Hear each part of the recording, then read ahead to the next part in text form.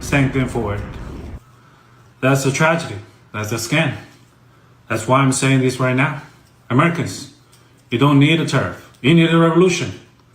For decades, your government and oligarchs only ship your job to China, not for diplomacy, not for peace, but to exploit cheap laborers. And in the process, they hollow out your middle class, crash your working class, and taught you to be proud while they sold your future for profit. And yes, China made money, but we used it to build roads, lift millions out of poverty, fund healthcare, raise living standard. We reinvested in our people. My family also benefited from it. What did your oligarchs do? They bought yachts, private jets, mansions with golf course driveways. They manipulate the market, dodged tax, and poured billions into endless wars. And you get stagnant wages, crippling healthcare costs, cheap dopamine, debt, and flagged wave property made in China while they pick your pocket. For 40 years, both China and the United States benefit from the trade, the manufacturing, but only one of us use that wealth to build. This isn't China's fault. This is yours. You let this happen. You let the oligarchs fit your lies while they made you fat, poor, and addicted. Now they blame China for mess they made. I don't think so. I don't think you need another tariff. You need to wake up. You need to take your country back. I think you need a revolution. It's about to go down. Michael Sean and the Takeover Legend Morning Show is back. Monday through Friday, 7 a.m. to 9 a.m. Michael Sean, that's me, Jay Black. Michael Sean and the Takeover Legend, where the truth hurts, but also makes you laugh. Baby, tap in. We the worst records, baby. We about to create a perfectly horrible song. Y'all know I've been in the gym, and now all I wear is tight shirts, yeah. Tight shirts, what? Tight shirts, yeah. Tight shirts, tight shirts. Yes, I do. Michael Sean wears tight shirts every day. I wear tight shirts because I'm working out some. And if I wear the right size, you won't see none of my little cuts in my arms or whatever. Short sleeve tight shirts in any type of weather. People talking trans when they see me in the street. Your shirt's so tight, we can see your heartbeat. Man, clown me if you want, I'm sticking to my guns. And when the summer comes, it's gonna be fun. You can crack jokes and treat me like a jerk, but one day you'll see my six-pack right through my shirt. And even if I wanted to, I just can't stop. I just might rock an Ezekiel crop top. Whoa. What? Did I take it too far? What? Yes. Good morning, ladies and gentlemen. Good morning, good morning, good morning. We got a really big show, really big show, really big show.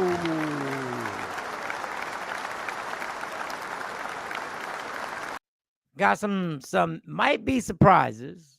You see how I opened the show. That's going super viral. Gentleman from China breaking down the truth about what's going on. But we'll get into all that. I got some fun stuff. I got some Nia Long back in the day comments. I got Amani, here's the thing, live from somewhere in Florida. Let me write all this down. And I may have a special guest. Hopefully this guest shows up. Hopefully.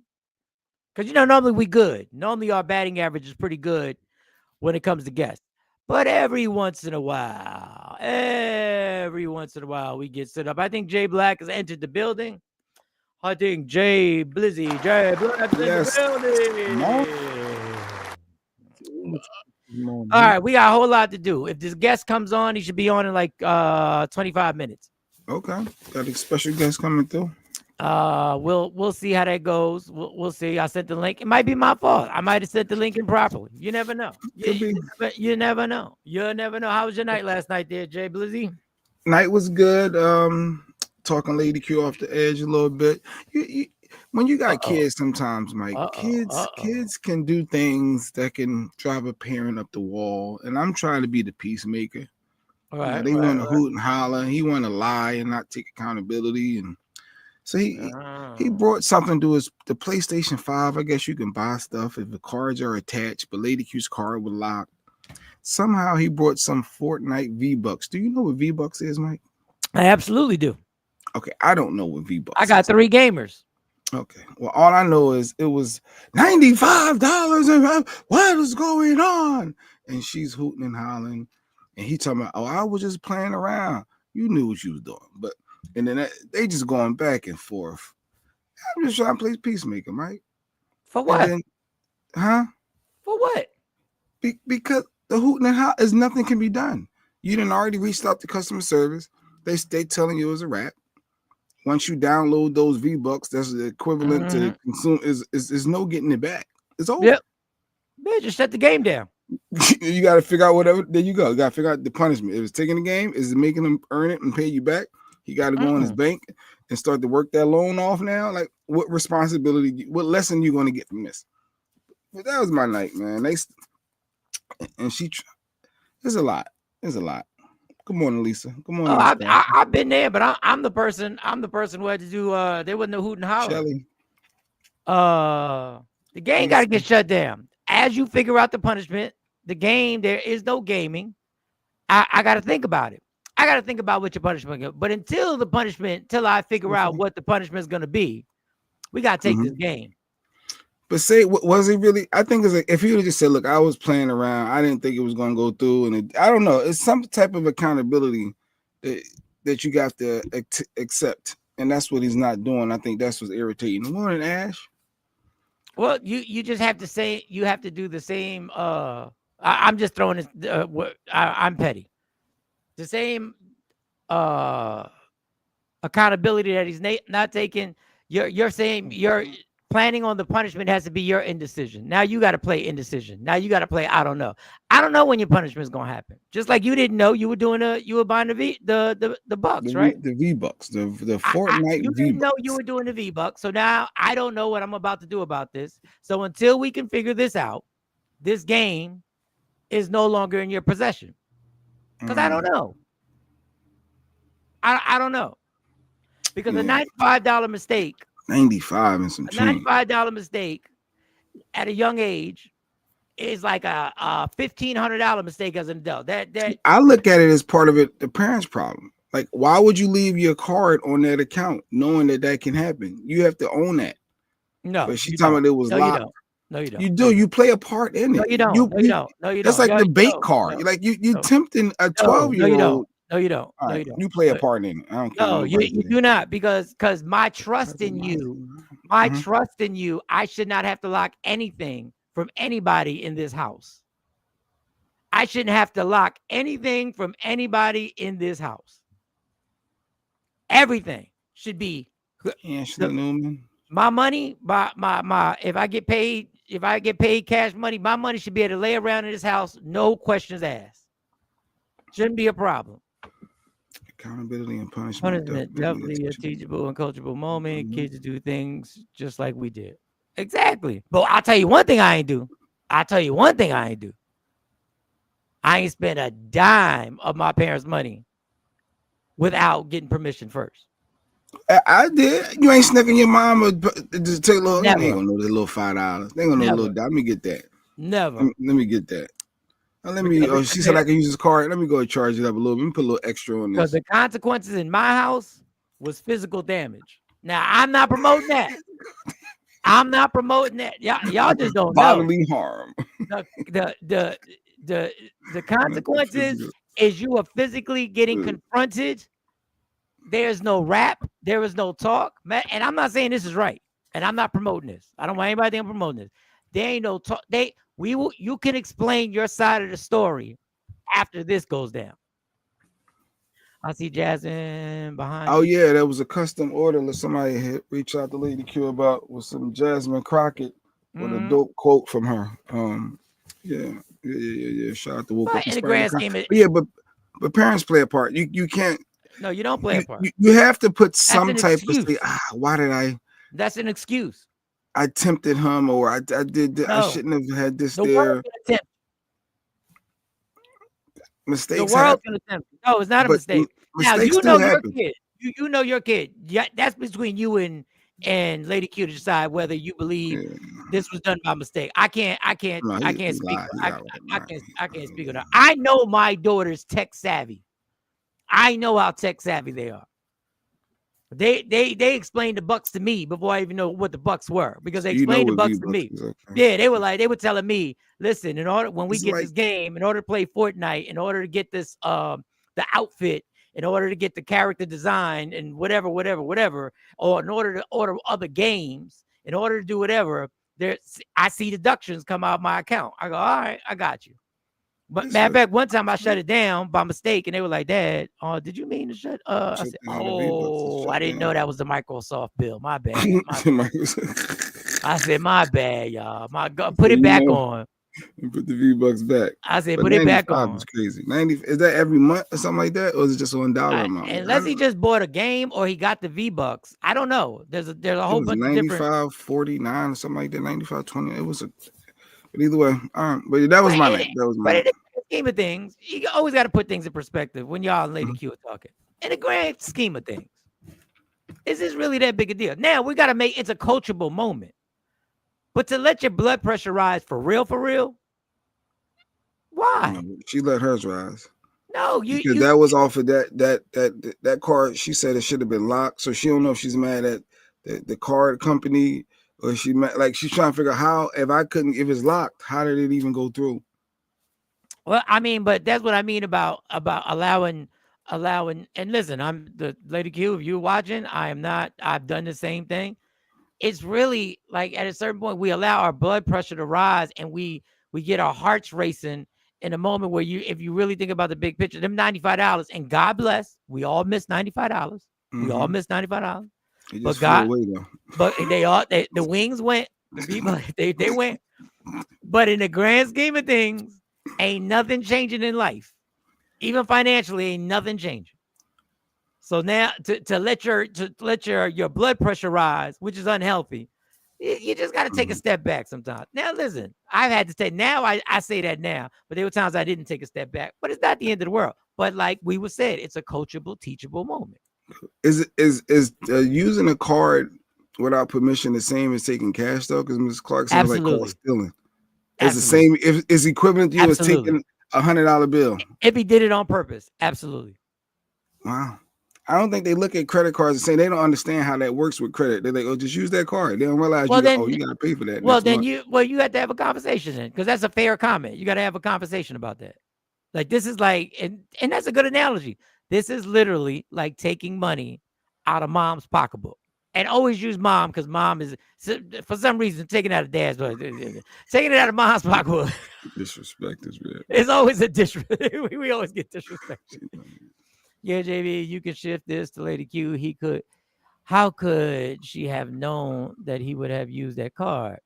Hold him accountable for his actions. Now, we don't know the details. Now we don't know the details. It is a little. Well, he was 53 cents short of what because I got him a $10 gift card from GameStop because he got his eye exam yesterday. So he ain't like the part when they blowing the ear in the eye, pause. So I was like, look, if you can get through this, I'm gonna get you a gift card to GameStop.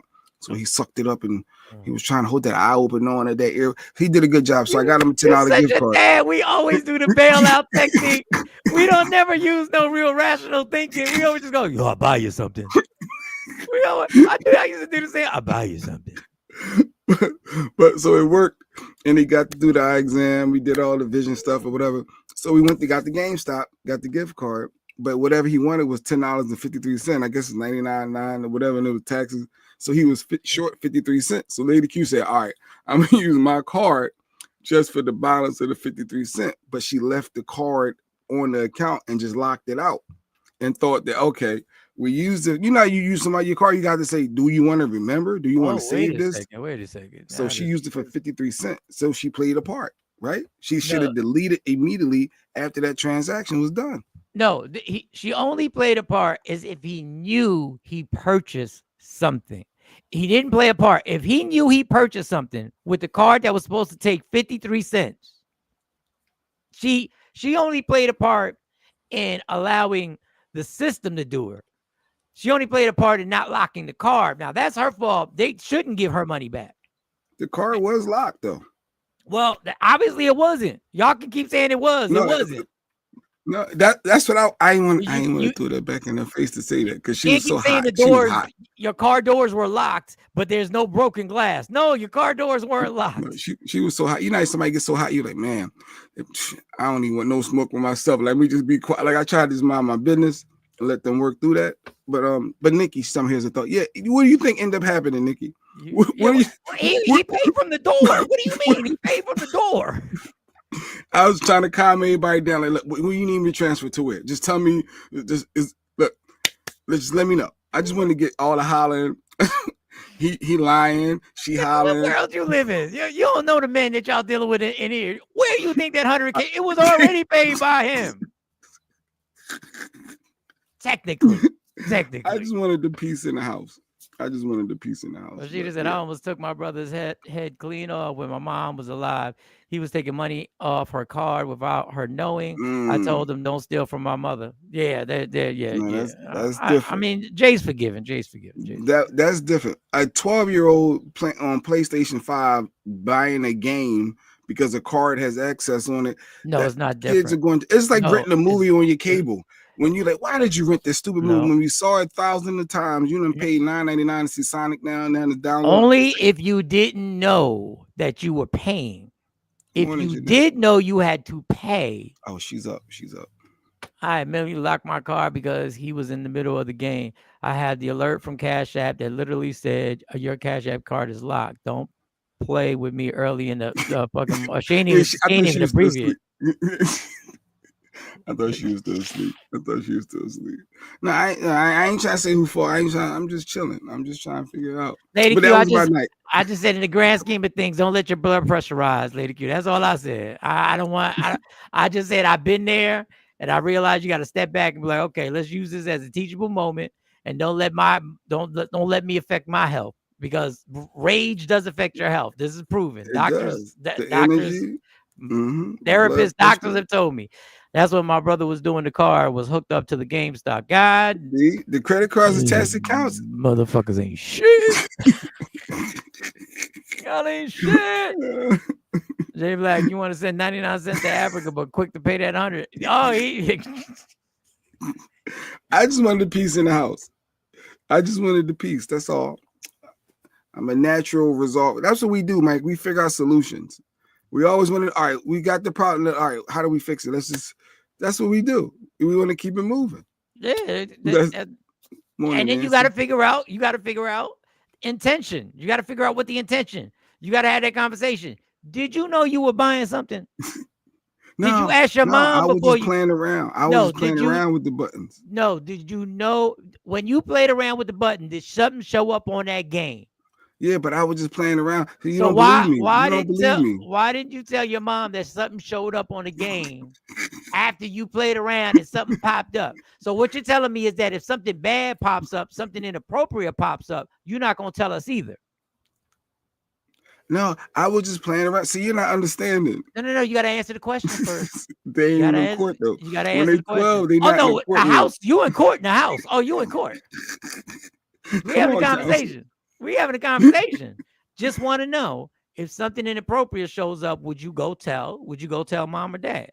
If something that was definitely inappropriate, and they're gonna say yes or no. If they say yes, they don't open the can of worms and be like, so why didn't you tell us when this came up? When you click that button. When you click the button. Minutes. She told me happy Easter, but that was your Easter because he wanted like a dope little toy. There's your Easter.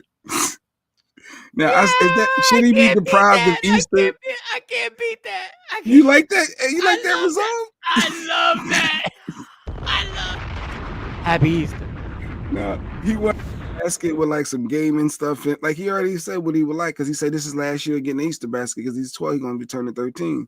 So y'all cut him off? My kids still get Easter baskets. No, he cut himself off. He God bless him. Yeah, he said this is his last year. But now he don't even know. You got to keep that going as long. You don't ever cut that off. Good morning, Diane. You let them keep riding that out. Don't you understand? Parents feel guilty. As long as you ride out, they gonna ride out. As long as you expect. My 3 daughters, 21, 18, they still want an Easter basket. And I can't even send my Cash App money to my bank because they claim they need my bank info, yet they snatch my damn money fast as hell. Make it make no. Yeah, it's y'all making me They check don't my know, Cash but they App. need it. Yeah. Hold on, let me check my shit. Yeah, like Jeanette said though, when y'all use your cards and they say, "Do y'all want to save it for future payments?" And no, just delete it. I know it's a little extra work. Yeah, I always delete it. I always delete it. I don't play delete them games. I don't play them games. Just delete it. Delete it immediately. Just like when an app asks you, do you want your location one time or all one time? I just need the location one. There's one thing that every time I go into it, they ask my location one time. One time. It might be in the DNA. No, fact, I wasn't gonna bring that up. I was gonna say it. Then Jay Black King on Instagram picked by mistake. I wasn't gonna say it. But you said it, boo. Good looking, boo. Shady. I don't know what happened. I don't know what happened. Always the ones closest. I was just playing on the phone. I was just playing on the phone. All of a sudden I followed and liked. How you follow and like? How you follow and like? Oh,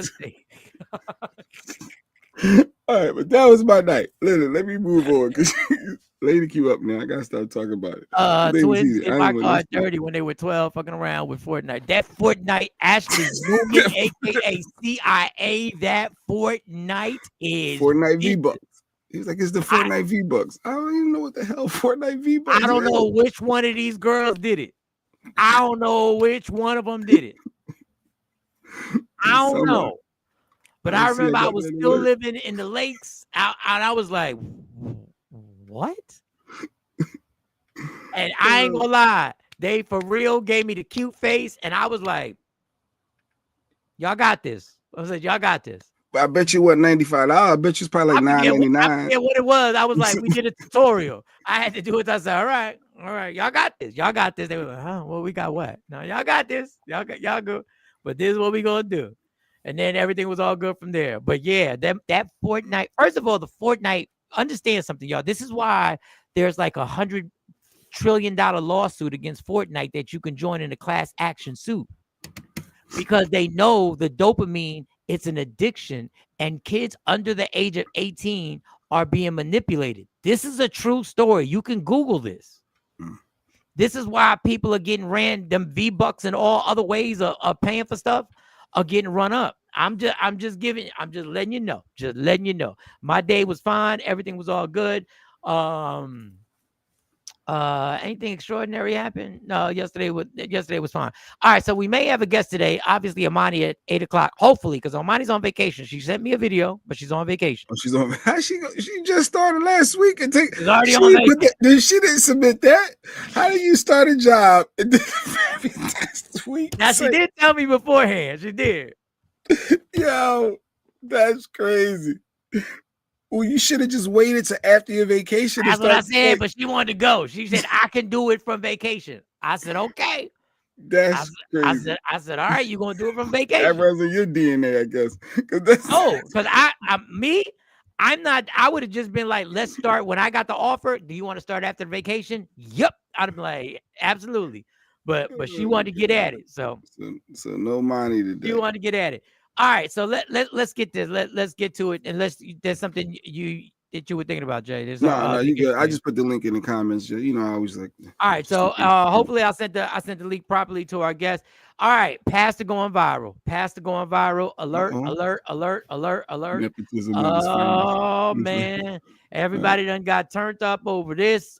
Jay, you missed my China thing. That's another thing that went viral. You missed my China opening with a man from China broke it down and said, America, you need a revolution because they playing the fuck out of y'all. He said all the money we made off of the trade with the U.S., we built roads, we built houses, we took millions out of poverty, and all y'all did, and what they did over there in America was they got yachts, they got private jets, and they took all your jobs and they moved them over here, and they stagnated your wages, and you can't get health care. And he said, y'all need a revolution. That was the opening, but you ain't see that. But this is the one that got people caught up. Pastor said he put the blame on somebody else. Other Coco, I hope you awake. I hope you alert, Coco. Let's go. White cops for the killing of black kids. Instead, teach your black children. And I'm going to start from he said, don't stop blaming white cops for the killing of black kids. Blaming white cops for the killing of black kids. Instead, teach your black children to be obedient towards authority. What? And I don't care if most of y'all are black. You need to teach your children to obey authority. We need to teach our sons and daughters to obey authority. We need to teach our children to not fight against authority, not fight against cops, not rebel. Be model citizens. Stop being rebellious towards authority. Be submitted to laws and ordinances. Stop parking in handicapped spaces unless you want a reason to park there.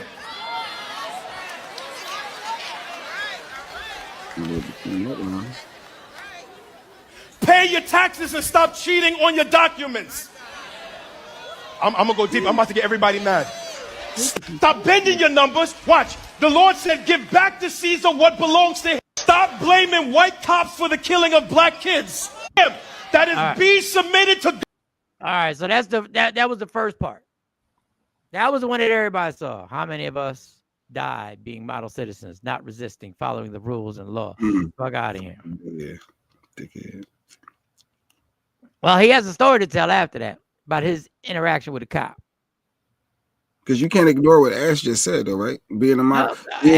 He said be obedient. Ain't nobody. Hey. Master. When master say jump, you say how high. That's what I heard him saying. Hey, technically, if the people, the foreigners who came over here, the pilgrims, had been obedient, America would have never happened.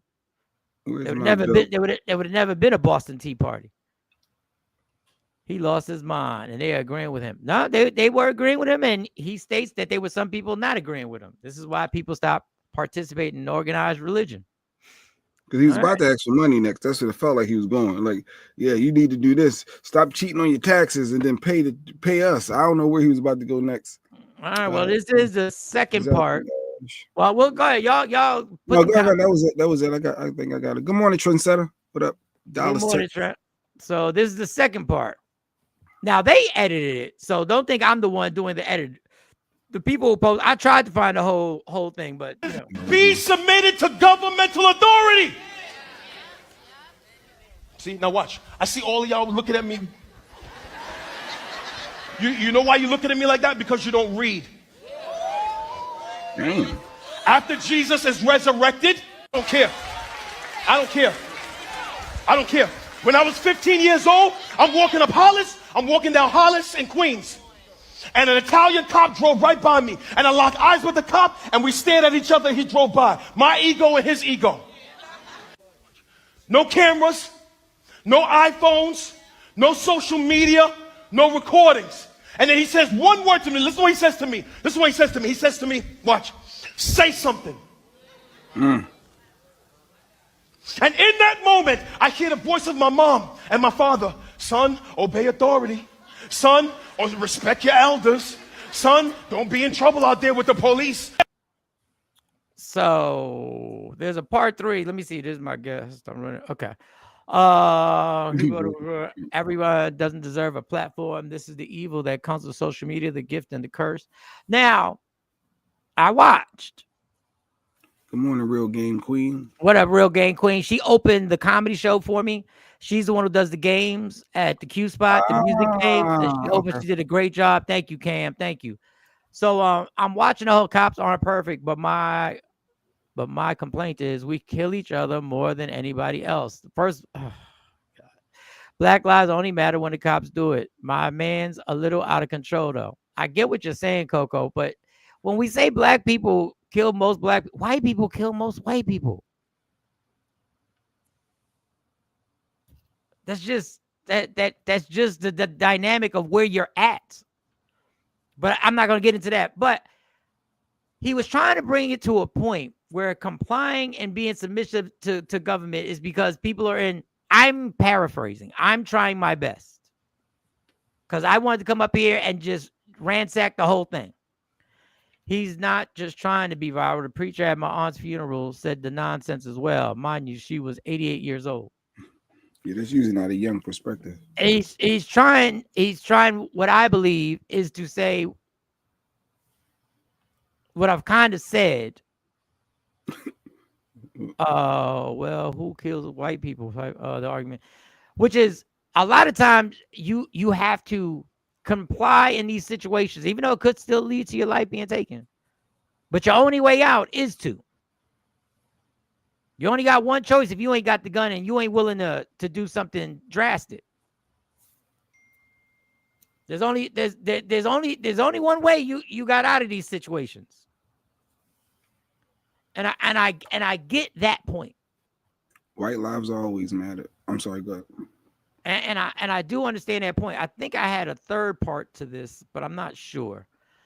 Let me see if there was a third part. Yeah, there is a third part, but I don't remember. I don't remember this exactly. But go ahead. Hear them blah blah blah blah blah blah blah This blah is the blah. same one. No. And in that moment with that Glock pressed to my head, I got to make a decision. Either my ego is going to be strong, God, or my submission to authority is going to be stronger than my ego. And if I have not been taught to obey authority,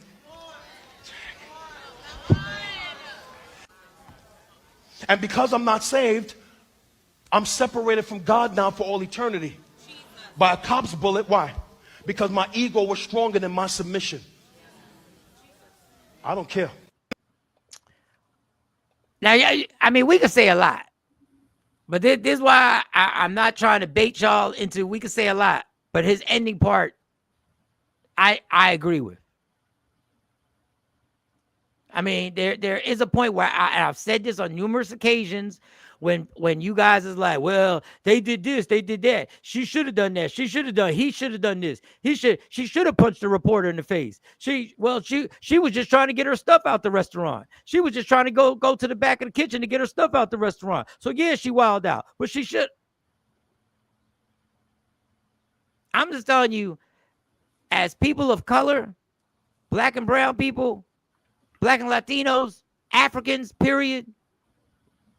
Sometimes the ego will have our lives ended. They are not oppressed, and the nation fight back for being 3/4 of a person. Oh, She's responding to Cypher saying that you don't see white lives matter. Yeah, wait.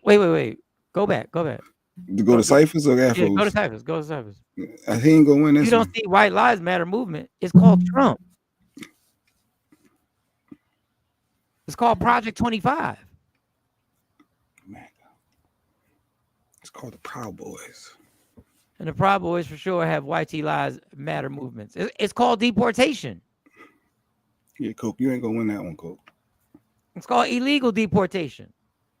It's called the deporting fathers, and then admitting you made a mistake, then sitting with the president of the country that has the person, and then saying to everybody's faces, we got nothing, we can't do nothing about it. Then the president saying, well, I mean, if he wants, I can, but I can't smuggle him in. My own playground was just shot up, and now there's a cop sitting out there babysitting it. There's no cop sitting outside any white playgrounds in the city. I mean, listen, y'all going back and forth with semantic. I guess they should have been white cops when all the white high schools were getting shot up. But we're going back and we can go back and forth with this forever. You got lucky that day. Others have not been so lucky. Absolutely. Morning, Stacey D. But then if you don't agree with him, and I know y'all, there's gonna be some, if you don't agree with what he's saying of submission, if you don't agree that you should comply with authority, obedient, he said, be obedient, then are you about the life that this Chinese guy is talking about? Same thing forward. That's a tragedy. That's a scam. That's why I'm saying this right now. Americans, you don't need a tariff. You need a revolution. For decades, your government and oligarchs only ship your job to China. Not for diplomacy, not for peace, but to exploit cheap laborers. And in the process, they hollowed out your middle class, crushed your working class, and taught you to be proud while they sold your future for profit. And yes, China made money, but we used it to build roads, lift millions out of poverty, fund healthcare, raise living standard. We reinvested in our people. My family also benefited from it. What did your oligarchs do? They bought yachts, private jets, mansions with golf course driveways.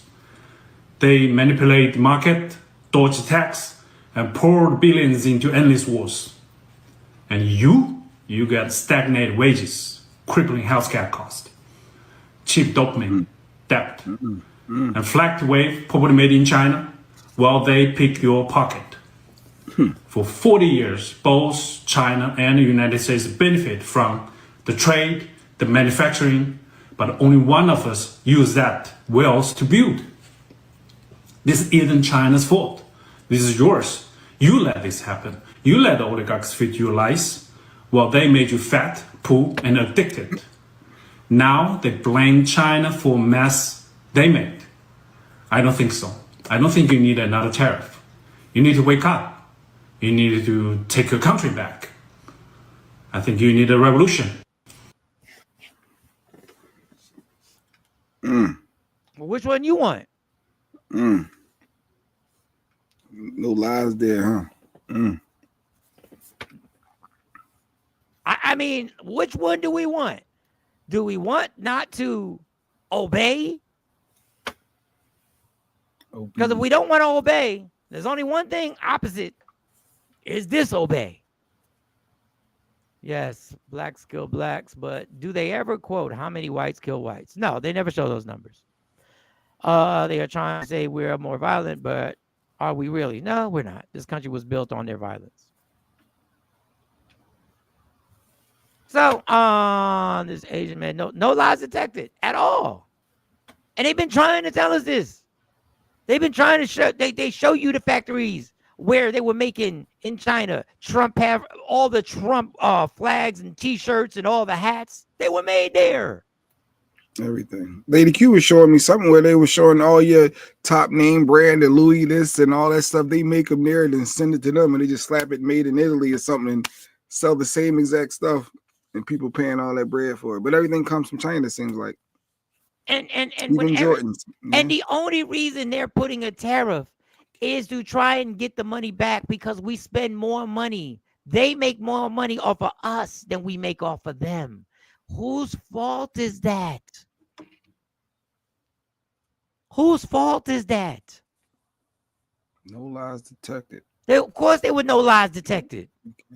Too divided. But when you get mad at the pastor saying to be obedient, and you say, but then the man from China says you need a revolution, you can't be mad at the pastor and be mad at the Chinese guy. No, I don't think nobody mad at the Chinese boy. So if you're not mad at the Chinese guy, then you're literally saying that's what needs to happen. Yeah. We need to exercise our civil disobedience. I remember when I was selling commercial real estate in the 80s, and we had all these warehouses and factories that are available for purchase that were formerly goods were made in Philly. All right, so before I bring and thank y'all for all the comments. Before I bring this guest up, and it's crazy because I believe I know him, and I didn't know I knew him. But before I bring him up, I didn't know. I was just in the TikTok rabbit hole, and I was like, oh shit. And I was just intrigued at what he was saying. So here's a video that I want to play, because normally when I play something like this, Jay Black goes, conspiracy this, conspiracy that, conspiracy this. That's usually what you do. That's it, yeah. Because I don't believe there's a conspiracy. I think there's theories. Whether you believe them or not, they're theories. J. Edgar Hoover created that. All right. So we got everybody here. All right. Let me play this video and then bring the guest up. About Diddy and what was really going on in the music industry more than 20 years ago. And not only was he completely ignored by the public, but what he said ended up costing him his career. So now you have a rapper who will get turned out by a high-ranking label executive. He goes by D-Brad, and at one point in time, he was an up-and-coming producer for B.E.T. He would eventually see and experience firsthand what executives like Diddy and his peers were doing to up-and-coming rappers in the music industry. And we go in the back room, and he's like, nah, come in. It's getting weird. He's staring at me, and I see this man put his hands in between. He starts to rub his thighs. Now, one of the craziest things about him was he ended up getting a job at Chappelle's show and was there when everything fell apart. So just in case you think he's out here just making shit up, he said this. It was like a straight espionage film. That they will make you think you're going crazy. They'll make you think you're losing it. Years before Dave Chappelle said this. They're trying to convince me I'm insane. Very stressful for someone to constantly walk behind you and say, you're insane. Now, the most interesting thing he has to say about Diddy and what people like him are doing to up-and-coming rappers in the industry is that everything they're doing has a lot more meaning than what we see happening on the surface. There's also a spiritual element incorporated into everything. Check this out. It's not that the rapper, that's not it. That's a misconception. What it is, it's about control.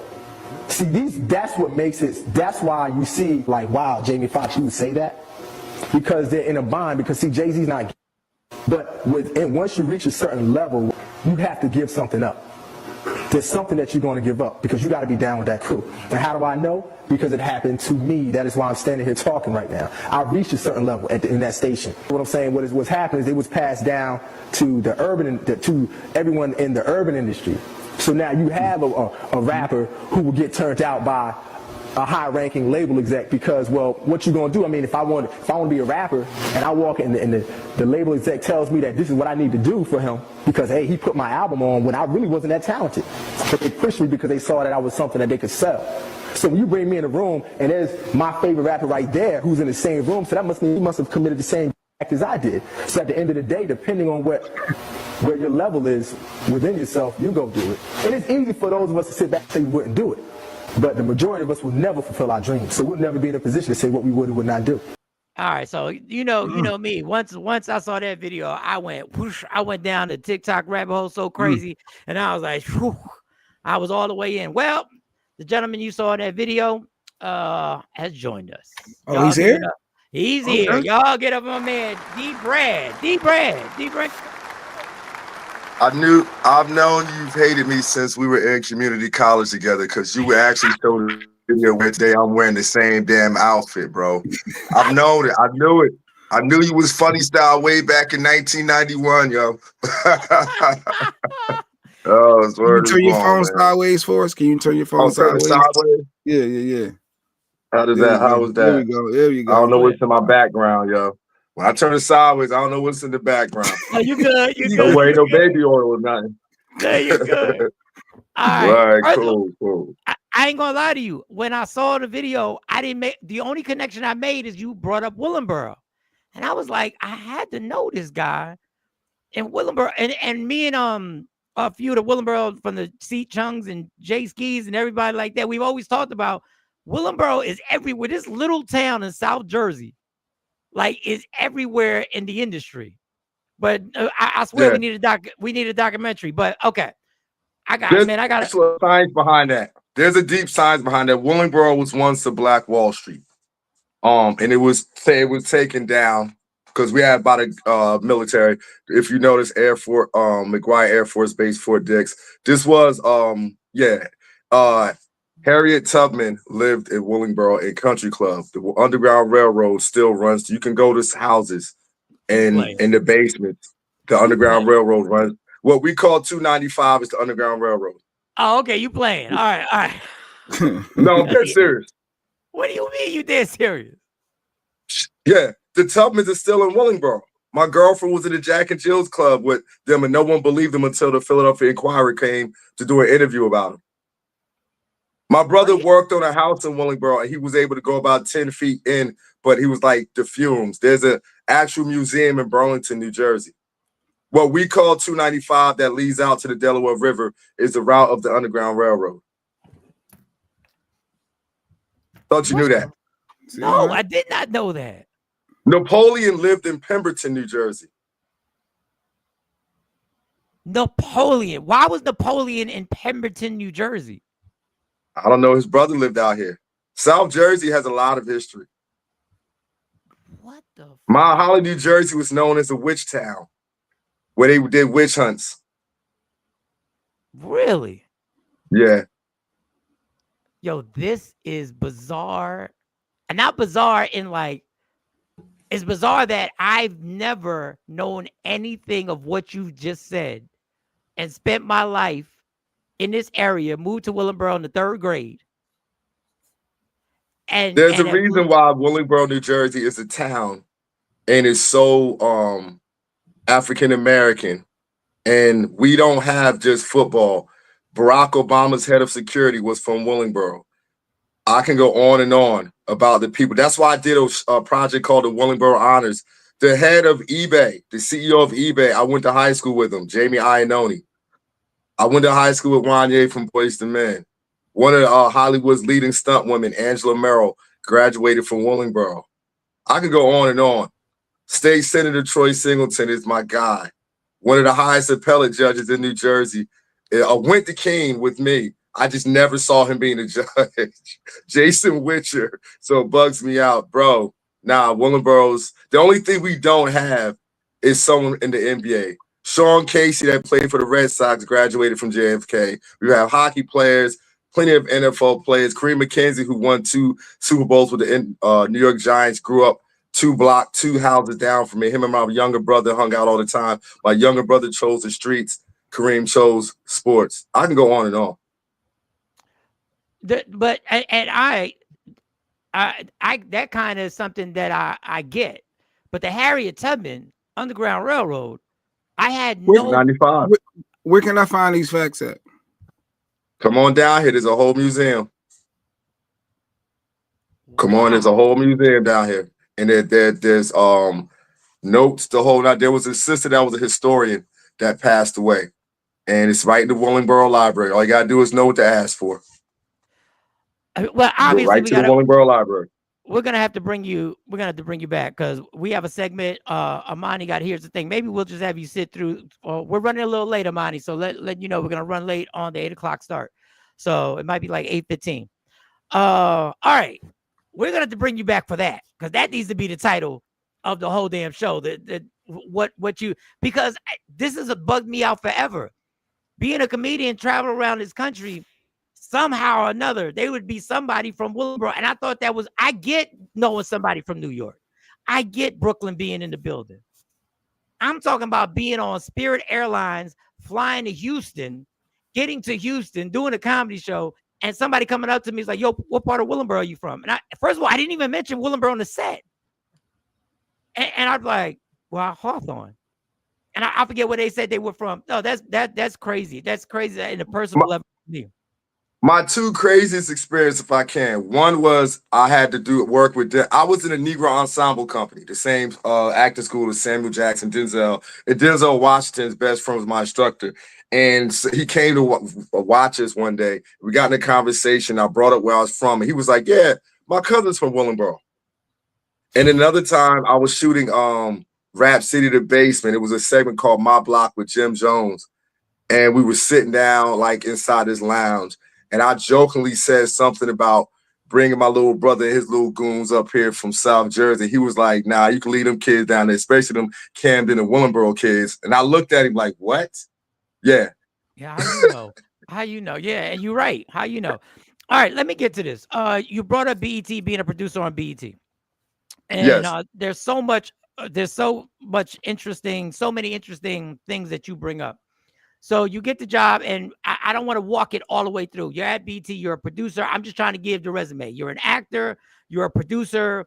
What else? What am I missing? What am I missing? Writer, director. I was Dave Chappelle standing on Chappelle's show. I saw everything that happened, and there ain't no conspiracy to what happened to him. Now you have you got Dame Dash, or you got everybody. You were one of the reasons why major figures they like what was They Not Like Us? No, not They Like Us. Whatever. Yeah, that's us. Yeah, that's us. Yeah, that's us. Yeah. You were one of the major reasons why the video was in rotation. You're one of the major reasons why Eve was in rotation. You're one of the major reasons why Ghostface Killer went with a particular song, because in a jokingly way, we had to get that slap box on if he ain't do it. If he ain't do it, we're gonna get that slap box on, and he wound up doing it. You're the producer, but then what that interests me, then you started talking about the Diddy Yacht parties. And somehow or another, and this goes on with anybody from Willingboro. Somehow, when you're from Willingboro, you will get into whatever part of entertainment you are, and somehow or another, you will get into the inner circle. Don't know how I did, but we'll get into an inner circle that is so like exclusive, but somehow somehow or another, cats from Willingboro maneuver their ways in there. Either they maneuver or they're just brought in. You give Can a I story. qualify something? Go ahead. Yes. Really quickly. The only reason why I was able to make the moves that I made was because when I was in college, I talked my way into MTV for an internship. Got really cool with a dude, the late Fred Jordan, who got promoted to an executive. He would have me come around with him. In 1998 to 99, every day at from 3:30 to 5:30, all MTV execs would sit around watching BET. So one day I finally got the courage up to ask them why they're watching. And they said, because this is how we tell what urban videos, what the Black audience is into. So if we watch Rap City and we see a video played 3 or 4 times a week, we know in the Black community that this artist is hot. So then we decide which artists we can bring to MTV and make them to a mainstream artist and push them to the mainstream masses. So I don't want to decide like it's cap, like I'm just, there was a science behind. So the year later, and remember, bro, when we was in college, I wasn't into the entertainment industry at all.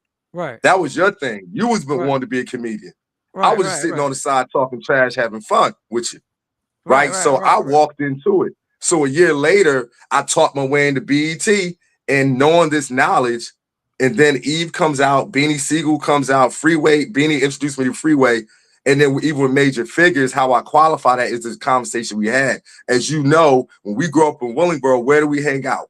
Philly. Philly, yeah. So we all knew Eve, quote unquote, right? I've been dissed by a million Eves on South Street. So I knew her style. I seen Beanie Siegel. We done her the type of Beanie Siegel character. So when they came, that's what convinced my boss to go, yo, let him do his thing. I'm like, I'm the only cat that I know Philly cats. I'm a Sixers fan. I'm a Flyers fan. You know what I mean? Like I grew up loving Philly. I wasn't influenced by New York artists. I was influenced by Schoolie D. I didn't have the Big Daddy Kane box. I had the EST. I didn't want gazelles growing up. I wanted alpinas like Cool C. So I'm a Philly cat through and through. So they let me run with them.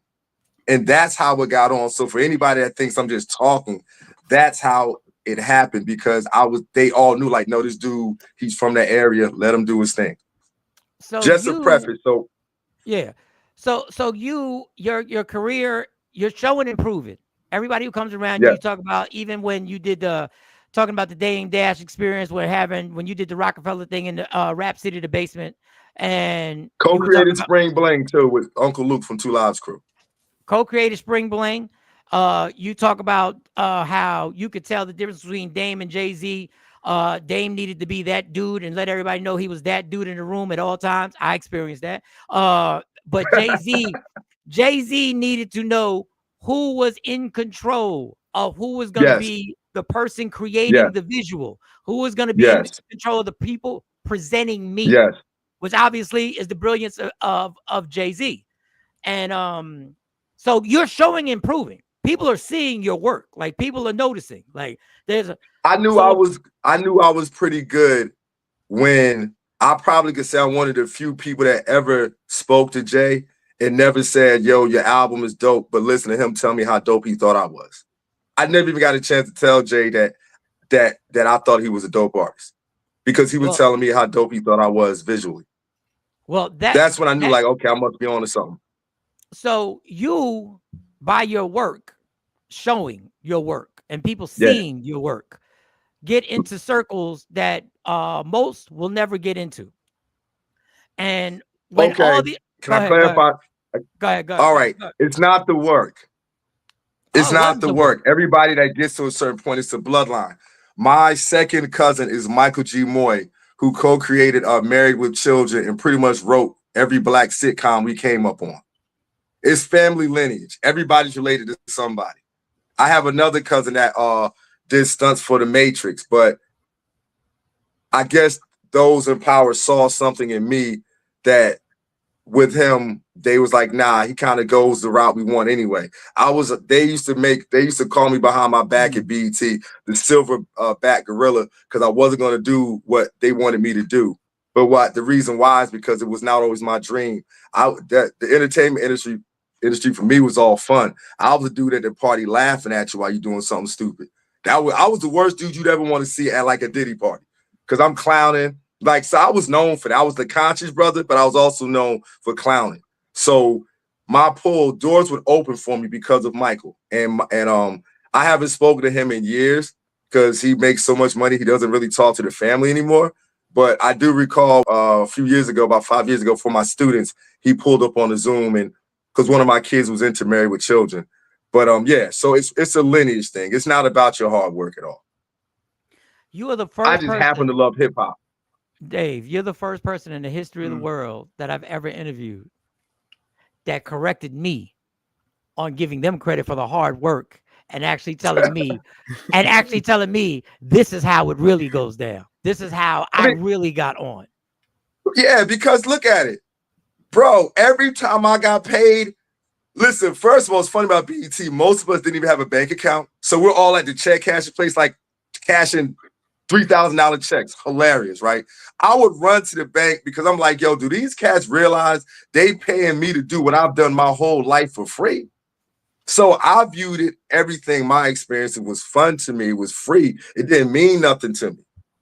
And it is about, like, for instance, my promotion from BET wasn't based on my hard work. No, my promotion from BET to New York was based on the fact that one day I walked in 1998 on all the BET execs watching our R. Kelly video, and they tried to invite me in, but I didn't want to go in and watch the video. But it wasn't because it was a child in it. It was because I thought it was nasty. And I'm like, yo, y'all might have to work with R. Kelly. And y'all cool with seeing him like that?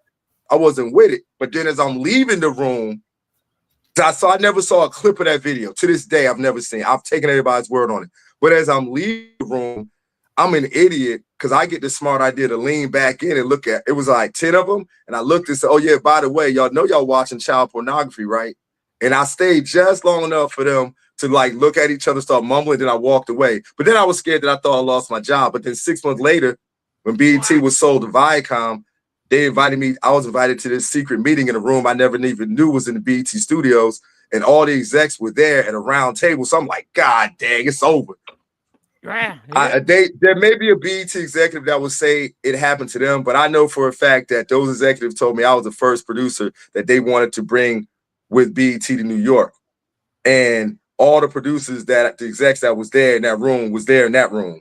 And they all had these looks on their face like, you cool? They was asking me what I wanted, but I was stupid. So all I asked for was a big space and a raise. So not even a producer. I'm like, associate producer? They was like, got it. I was like, well, I'm gonna get a raise, got it. And I didn't know what else to ask for because that wasn't my plan. I was just being a jerk off saying what I said to him, thinking it was funny in the moment.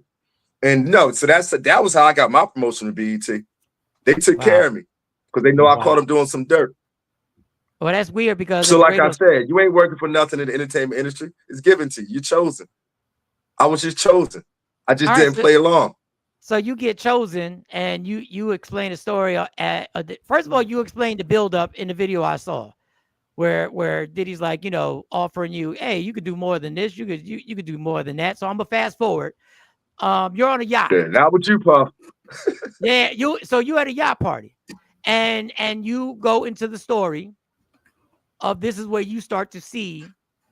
This is way before I never heard of these Diddy parties when the yacht party got going on. 2000. Yeah, so I'm still running around Philly doing comedy shows and trying to see. And I was proud of you too, by the way. By the way, I never got to get back to you. I was proud of you because I remembered you talking that crap, and I used to look at you like, man, go ahead, you ain't even that funny in real life. And I'm so proud. I never got a chance to tell you how proud I am of you, man. For real. For real. I'm so proud that you stayed in, that you followed what you said you was going to do. And I never got a chance to tell you that. But go ahead. I appreciate you. Thank you, for real, from the heart. So you're on this yacht. You tell the story. I can't tell the story better than you can tell. You tell what goes on in these parties because all we hear is what we hear. I'm a civilian now. Yeah. So no, it was just it was a yacht party. It was supposed to be Def Jam and Bad Boy, but it ended up being Bad Boy. So it was our first time up there. What's interesting is my boss used to work for Puff. He directed Craig Mack's Flavor in Your Ear. And he hated this dude so much so that his blood would boil. So I would sometimes walk by. And if you even go, Puff, he would be like, what's up? So that night, we have a woman executive with us, and she wants to go. And he's like, nah, you're not going to no Puffy party. And at the time, in 2000, I didn't get it. I'm like, this Puff dog. Because at the time, everybody wanted to go to a party. If you wasn't a Puff party, you was corny. Straight up and down. I don't care what anybody's saying right now, 2025. Anybody over the age of 45 who wants to diss Puff, I call cap on you because he influenced us. We wanted to be down with him. We created that monster. So now going back to the yacht party, we go there. He keeps it from going. We go there. It's cool. We have strippers. I'm fresh out of King University, so I've been to the Brown Derby and strip clubs. You know, I see it, but I had to go to the men's room. And I didn't know there was another lower section. So we pull away from, and you know, we're far away. Like you only see the lights blinking. And I end up going downstairs and sneak into this little area to use the men's room. And when I come back out, the door's locked. There's a huge security guard there, and they're playing music. And there's about 30 dudes down there. And then, you know, I'm watching the ladies, about 15 of them. But when it started getting raunchy, I started doing the math in my head. I'm like, 15 of them. I see 3 girls right there. There's a whole lot of sounds going on for just 10 women being around here. And me being from, because you knew when you knew us back in college, we was in a house music scene. Right, yeah. So I've been to Club Shelter NYC. And if you go to Club Shelter NYC, that place don't close at 3 o'clock the next afternoon. And in the house music scene, that is the gay community. That's their scene. You're going to respect it. You're going to go in there and you're going to respect it. And our crew, we were appreciated because me, Earl, and all them, we could get busy. So they respected us. So I saw the culture. You know, there's rooms you don't go into unless you want your life to change. You know, if you know Timmy Regisford is spinning in room E, if you don't mind your business going through A, B, C, and D, by the time you get to E, your life done change. So I already knew from the house music scene to keep your eyes at a certain level and mind your business. So when all that started going on, I dipped out, but I did snap a picture of a girl giving it through the lap dance, and she caught me. So I gotta find this photo because you can see her pointing at me, and I dipped out, but it was wild. Yeah, it was what shocked me was the people that I had just seen the year before in the Source magazine. And it wasn't that they were doing possibly other acts, it was the lack of dignity. It was like, dang, dog, you just going like right in front of, you know what I mean? And that's what got me was the lack of dignity. It wasn't even the vibe. It was just like, yo, where's the pride? Where's the dignity at? But I had fun. I had a heck of a time. So in these games, like you made one mention that you were at a club and they used to, when the bubbles, for lack of it was the bubbles. It was the foam. The foam at the rave parties would come down, and you realize that there were drugs in the foam. Yeah. And that's where Puffy got that baby oil from. And and that's what you said. Puffy got the idea with the baby oil to put the drugs in the baby oil. His whole way of partying, Puff was in the house music scene. He just was a couple years ahead of me. So he was like, if you go back and watch a lot of like Layla Hathaway old videos where it was house music, Puff was a dancer. Puff was in the house music scene. So every time I've heard his party vibe, I'm like, that's Club Shelter. And you know where to go. So that's the thing that people aren't telling the average person not in the industry. We all know who's who and what's what. You know when you go to that party, over on the right side, those are the drinks that are spiked. Over on the left side, those are the regular drinks. You know when you go to the party, like, yo, you go to Club Bed, if you go in that section, yo, be careful. So that's why what Puff was interesting is that 70% of the people coming after him are coming because he screwed them over financially. They didn't live their dreams and goals. But the things they were involved in, if you listen unbiased to their story, you will start questioning, like, well, why did you go back 10 times? Like, how long did it take? Can you say that again? Why'd you go back what? 10 times. Say that one more time. Say that. The majority of the people, you went back. You should not be able to tell a judge, I worked for Bad Boy for 30 years and Puff made me. No, Kirk, everyone knew that you were Puff's little boyfriend. Cut it out. Cut it out. And the reason why everyone in the game knew that. The reason why I asked you to repeat that, because on this show years ago, I made a statement and people got pissed off at me and I lost relationships because on one of the Bill Cosby people who alleged that she was raped. She said the third time it happened. And all I said was, who goes back for seconds? But here's what's funny. I can back you up on that. I've got 2 homegirls. I heard about Bill Cosby I would not believe it. But they're not liars. And those 2 young ladies didn't know each other. And it's funny because one of them, we were just talking a couple of days ago. And she left after the first time.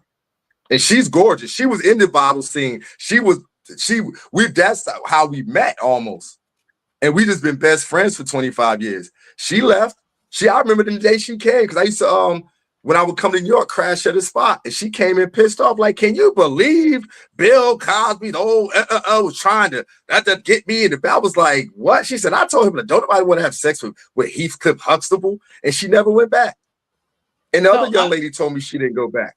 So I don't want to lose focus. When in this do you start getting approached where you could take your career allegedly to a next level? When do you have the direct where, because you've said it on your TikTok, for those who haven't gone to your TikTok, do you want to promote the TikTok? DBRAD70.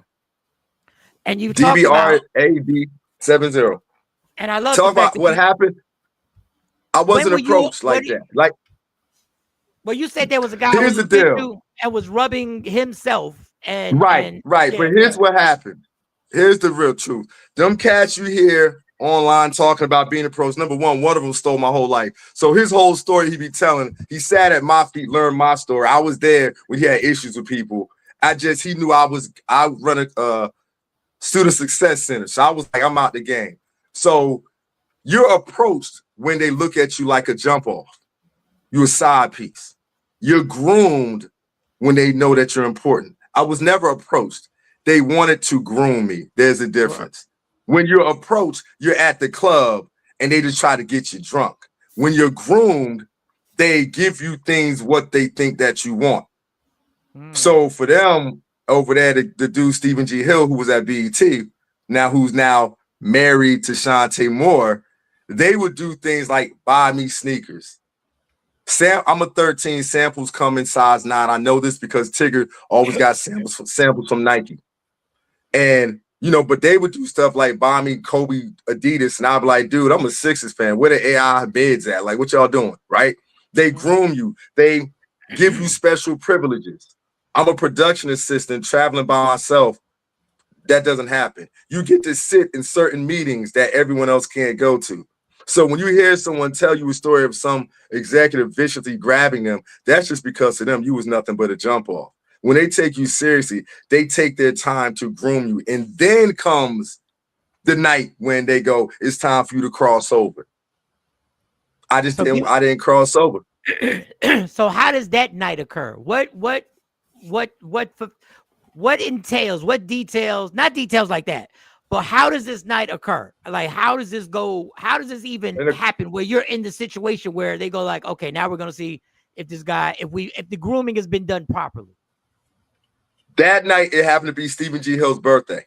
And I remember his assistant, the video programmer, Kelly G, called me like, yo, D. Brad, we're going to hang out with Stephen Hill tonight. I said, all right, whatever.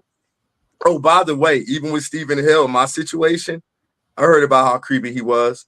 But like most people, I was arrogant. Oh, man, he ain't going to try that with me. Remember that point. Like I said, no one's innocent. Well, I didn't say it. No one's innocent. I heard about this dude, but I just thought I was D. Brad. It wasn't going to happen to me. You out your mind. I punch you in the face until it starts happening to you. Wow. You sit there like, what? But so anyway, it was his birthday. And I knew it was funny because the dude calls me and go, yo, man, where's something nice? And I'm like, where's something nice? I said, I'm wearing what I was like, this ain't no chick. Get up out my face. I wore what I had that whole day. You out your mind. And homeboy, and so that night he pulls up white limo, red seat, I think red interior on some Suge Knight crap. He has on a cream suit. He brings me to Jimmy. We go to Jimmy's Uptown Cafe. And there's other people there, go to some back room, some long table. There's people there. Derek, at the time, Derek Jeter from the Yankees was there. Stephon Marbury. Everybody was chilling, having a good time. And then when it came time to leave, we roll out.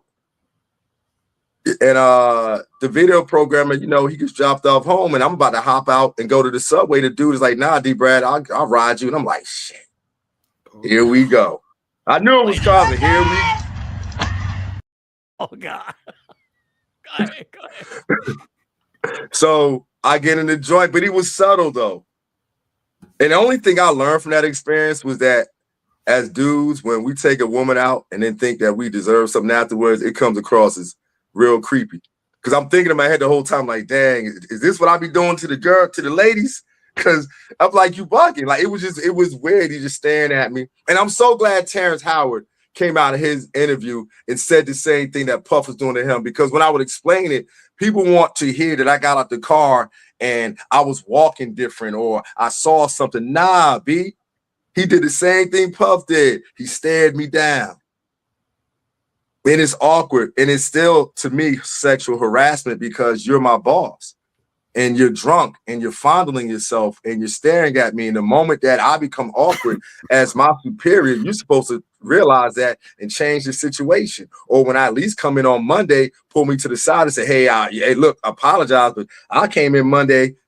I got out the limo Friday, like I got in the limo Friday, like D. Brad, you the man, got out the limo Friday night or Saturday morning, you know, because it's like 2 in the morning or whatever, 3 in the morning. And like, I was the worst dude ever. Walked into work Monday, everything was gone. All because of that one move I didn't make.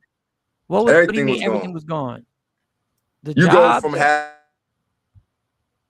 having you go from 3 interns to 1. That space I negotiated with down in half. I used to be able to make moves and produce a shoot on my own. Suddenly now he's making me go see his battle axe. Every move I make. It was just and that's the espionage part of it, is that you start thinking you're bugging out. So when I watched it happen to Dave Chappelle too. Well, and we're gonna get to Dave Chappelle, and Monty, hold tight. We got you in a few minutes. Hold tight. So when this is happening, and this is so, like, I get it. Like, I'm not shocked. I'm just disturbed because I know the situation. When I can only imagine being placed in that situation, that in a split second you're thinking, am I supposed to just beat this dude up in this car? Or am I, because you're taken aback. So he does that. He's fondling himself. And then what happens? You just get out the car after that? Yeah. Ain't nothing. I was chilling. I wasn't nothing gonna happen. I was looking out the window. Look, I had never known how beautiful the skyline in New York was at night until that night. I was looking outside like, wow, there's a whole lot of rats around here too. New York has a serious rat problem. And I started thinking in my head, like, yo, if every mother rat has a litter of like 14 and 13 of them live, and you multiply that, and then I noticed like how if you look at the New York, like the street signs, there's no way that the Statue of Liberty would measure up correctly if you take it off those street lines and put it to the real Statue of Liberty. It was a very educational trip. So I never knew the skyline looked as beautiful. While you're examining the skyline, and I did the same thing, but I was in the back of a cop car when I was examining this, and Jay Black was next to me, his dumb ass. But when you're examining the skyline, this guy is doing what he's doing, and then the car gets you to where you got to go. Do you just open the door and just get out, or is there ever any eye contact again? Do you curse at him? Do you ever say, yo, what are you doing? I hopped out. I said, all right, gave him a handshake. He gave me the most disappointed look and limpest handshake ever in the history of two men shaking hands. But you know what? I got to go back. You're going to get a kick out of this. I'm going to tell you when I knew it was on. Because I don't know who this driver was, but you're a son of a gun. It reached a point where I was sitting, I could see the driver. At one point, the dude is looking at me through the rearview mirror, and I don't know what signal Stephen Hill gave that dude, but he looked at me through the rearview mirror and kind of shook his head and just was like, shoot, and closed the joint. And I'm like, my dude, what are you doing, yo? And that's when I was like, oh, my God. Yo, it was hilarious to me in the moment. Right, so it was funny to me. We got comments. Ash said handshake. Wasn't he touching himself? Like, she wants to know how you give him a handshake after he was doing the. Listen, it's easy to sit right here and run y'all mouths. But in the moment you get out, you hopping out, B. So if you got a problem with that, that's on you. I never felt like less of a man. I ain't even think about that right now till y'all said that. Y'all the pause people. I ain't got the time in my mind to be, I had been through enough sitting in that limo. So if you want to nitpick over that, go about your business, yo. Because we can clack Joe. You know what I mean? Like, it's like you a nitpick over that. Like, oh, you can say, so what? Earlier you did say they knew better not to play with me because they get punched in the face. But yet in that moment, that wasn't your energy that you were on. And what did I also say? Until it happens to you. Then you're sitting there going, oh, shoot. Wait. See, so don't just take part of what I said. The whole statement was until it happens and you're in the situation, then it's different. So forgive me, y'all. I shook the man's hand. No, that's crazy. So how crazy? I don't know what Mike. He coming right back. But no, that whole story is crazy when you think about it, like I say, because I remember the B.E.T days. I remember I did Rap City a couple of times. I've been in those mixes, but never to that degree. Obviously, what you're explaining. And you hear the stories of Stephen Hill. You know, you hear the Kelly G's, but you know, you were in them rooms, so you got to see it firsthand. So, but Mike. Yeah, I mean, you're going to you have to navigate it, right?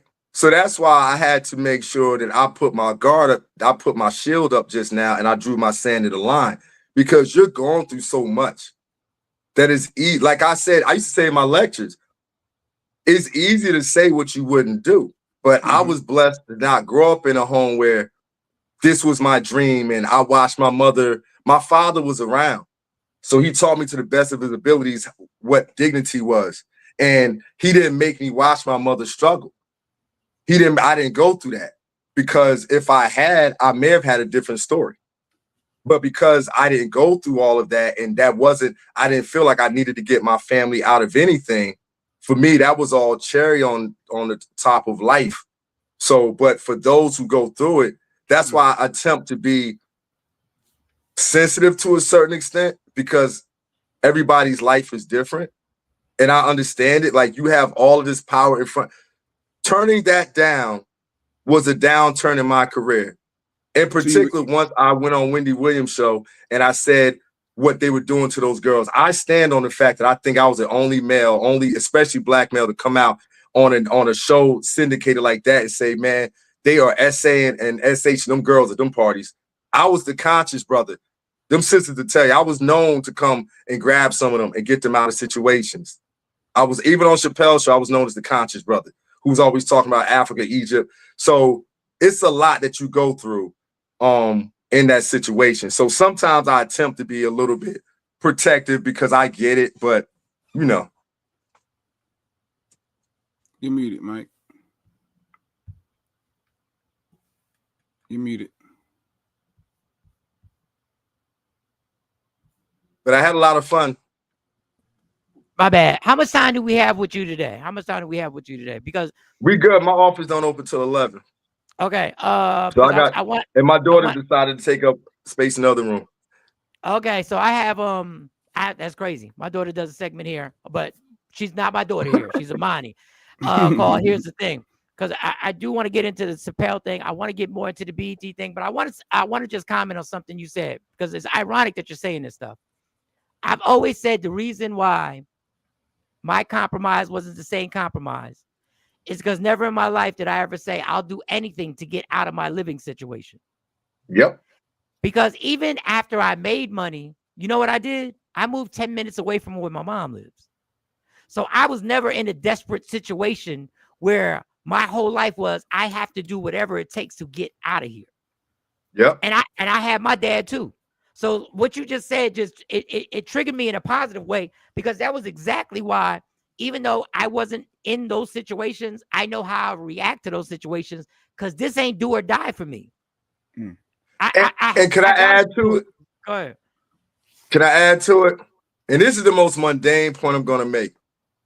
In real life, you were always a cool dude. In real life, I hung around you. Remember, we was in college together. Yeah. The cafeteria. I remember. Yeah. You was always a cool dude. In real life, I always had friends. I promise you, 90% of these entertainers that you meet, if you're around them one-on-one, you go, Oh, you didn't get no girls when you was in high school. Oh, Facts. you was a corny cat. So that's what they take advantage of, is they'll get the low self-esteem having person, the loser, and then it's a package. They'll put you with, like, they'll give you, depending on what they want you for, they'll give you a girlfriend. And this isn't rumor.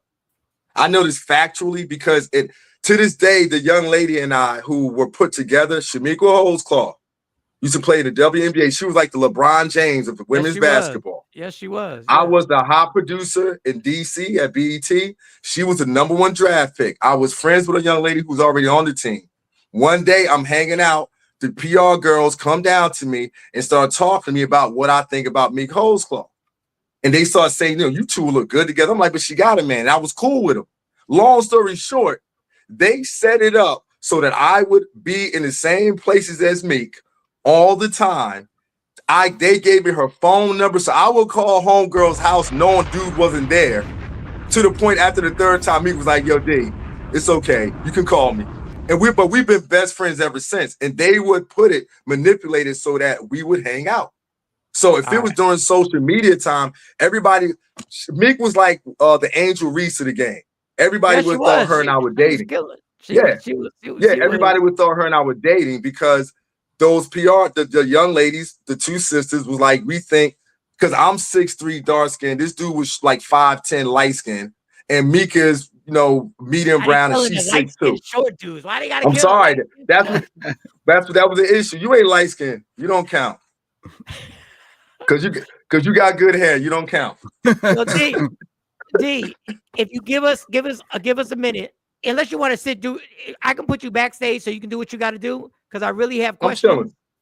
All right, I'll put you backstage. I'm gonna bring Monty so we can do our segment. Then I'm gonna come right back to you. I got a ton of questions, and we got to do this again. How old is your daughter? 21. My daughter's 17. We old, dude. Yeah. It went well. Speak for yourselves. I'm young old. I'm young old. I still got Playboy Cardi in the car, and I got Al Green, I got them both. So give us I ain't a minute. mad at you. Give us a minute. We're gonna come right back at you. I'll put you in backstage, and you ain't got to worry about Stephen Hill. I'm playing. All right, y'all. You already know what it is. We're running behind. The girl's on vacation, but her work ethic said, boss, I am on and I am ready to go, because I had my doubts last night. I hit it with the text. I said, yo, let me know what's good. I gave it a 1, 2, 3. Number 1, you good. Number 2, about the show. And number 3, I love you. And she hit back. Number 1, I'm good. We're going. So I said, all right. So ladies and gentlemen, you know what it is. Here's the thing. Ladies and gentlemen. Here's the thing with Amani. Now, Amani, the floor is yours. All right, girl. Good morning. What's going on? What are we working with today? So here's the thing. I did have 2 stories to go off of, but after the conversation that y'all just had, I actually need to kind of veer back to some things and to some points that were said. Okay. Okay. Look, we're being reviewed, Jay. We get a review. Okay. All right. Yes. First of all, as a female in 2025, I cannot be on a platform that supports the quote, "Why did you go back?" I want to make it so clear how tone deaf and insensitive and really just, it's more so like an inhumane comment to make, unless, like your guest said, you've been through that situation. I also have a bone to pick with your guest, because it's a lot of hypocritical statements that are being made. And it's one way in the beginning of the sentence, and it's another way in the middle, and then it's a different story. We end somewhere else. And I just need, we have to stand on a point and stay where we're at. If we're going to get upset that people are questioning why you would give that man a handshake and say, you don't know what you would do in that situation, but 5-10 minutes prior, why would you go back? I know, girl, shit happened the first time and she didn't go back. I thought you didn't know what you would do in the situation. I thought it was so that you just didn't know how you're gonna react, right? It's okay in that way. It's okay. And in all reality, how do you consistently, you want to say, how do people go back? How do you consistently keep being in situations and environments that you're being disrespected as a heterosexual male? Okay. And not one time is it I'm checking you. Not one time is it you're going to understand my boundary. No, you bent over. That's what you did. It doesn't matter if you shook his hand, you decided to be in the room again, you decided to talk to those people again, you decided to keep your position in your job and your lifestyle, then you still bent over. I don't care if it's physically, mentally, literally, that's what you did. And I can't stand the conversation of all these people with this whole Diddy situation, all this sexual assault stuff, who want to come out all this time after the fact that all this was happening. You just admitted you was at the parties. You just admitted you saw the weird shit. You just admitted that you knew this is the spike drink, this is the this is the that, this is the whatever. But then when we turn around and we're talking about, I was taking people out of those parties and I was, but I thought you had a blast. Okay, so since we're off the here's the thing. The first this is gonna be here's the thing, because this is the thing now. Okay, so since we're on here's the thing, the comment you made about when I said why would you go back for seconds, my comment was since you're putting it out there, I need to know the whole story. If you're accusing somebody, I need to know, because if you're going to court, somebody's going to want to know, are you telling this?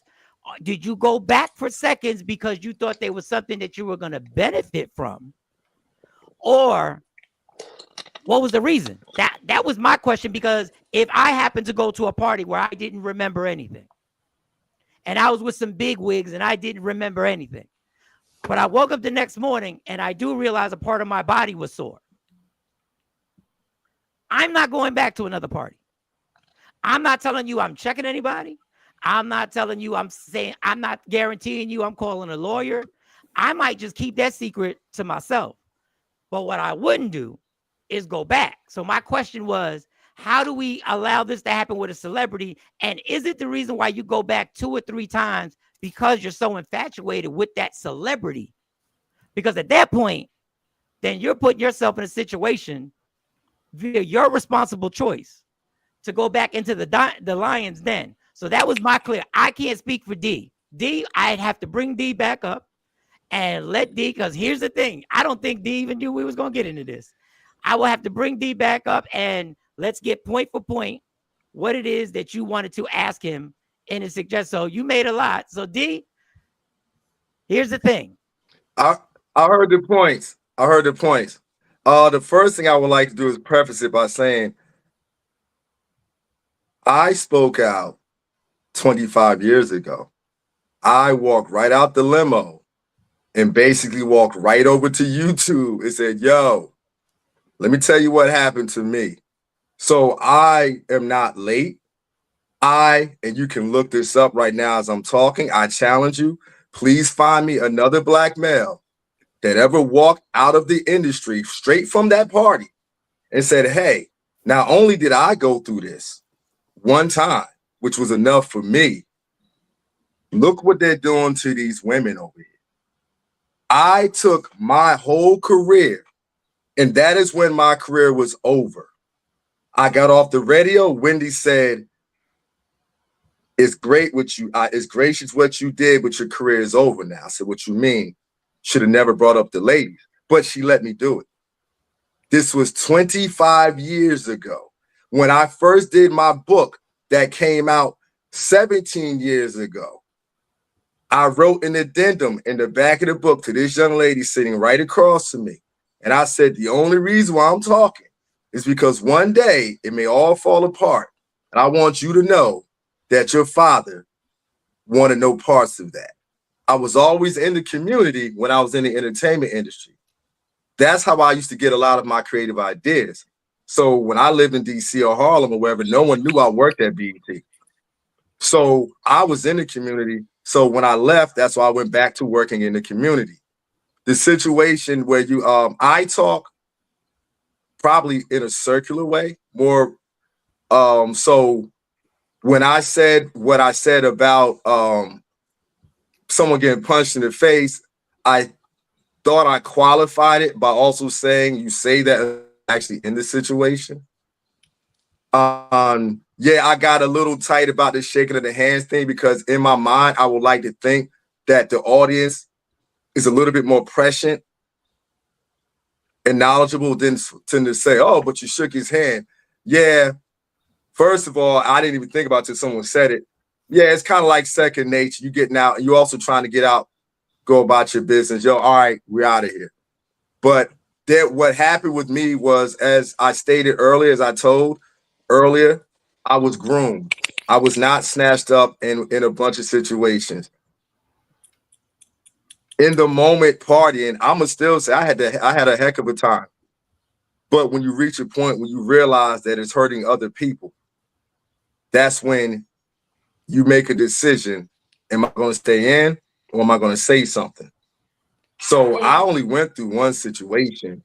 Now I've been with women executives at BET and got perks from that, but you know, that's how that goes.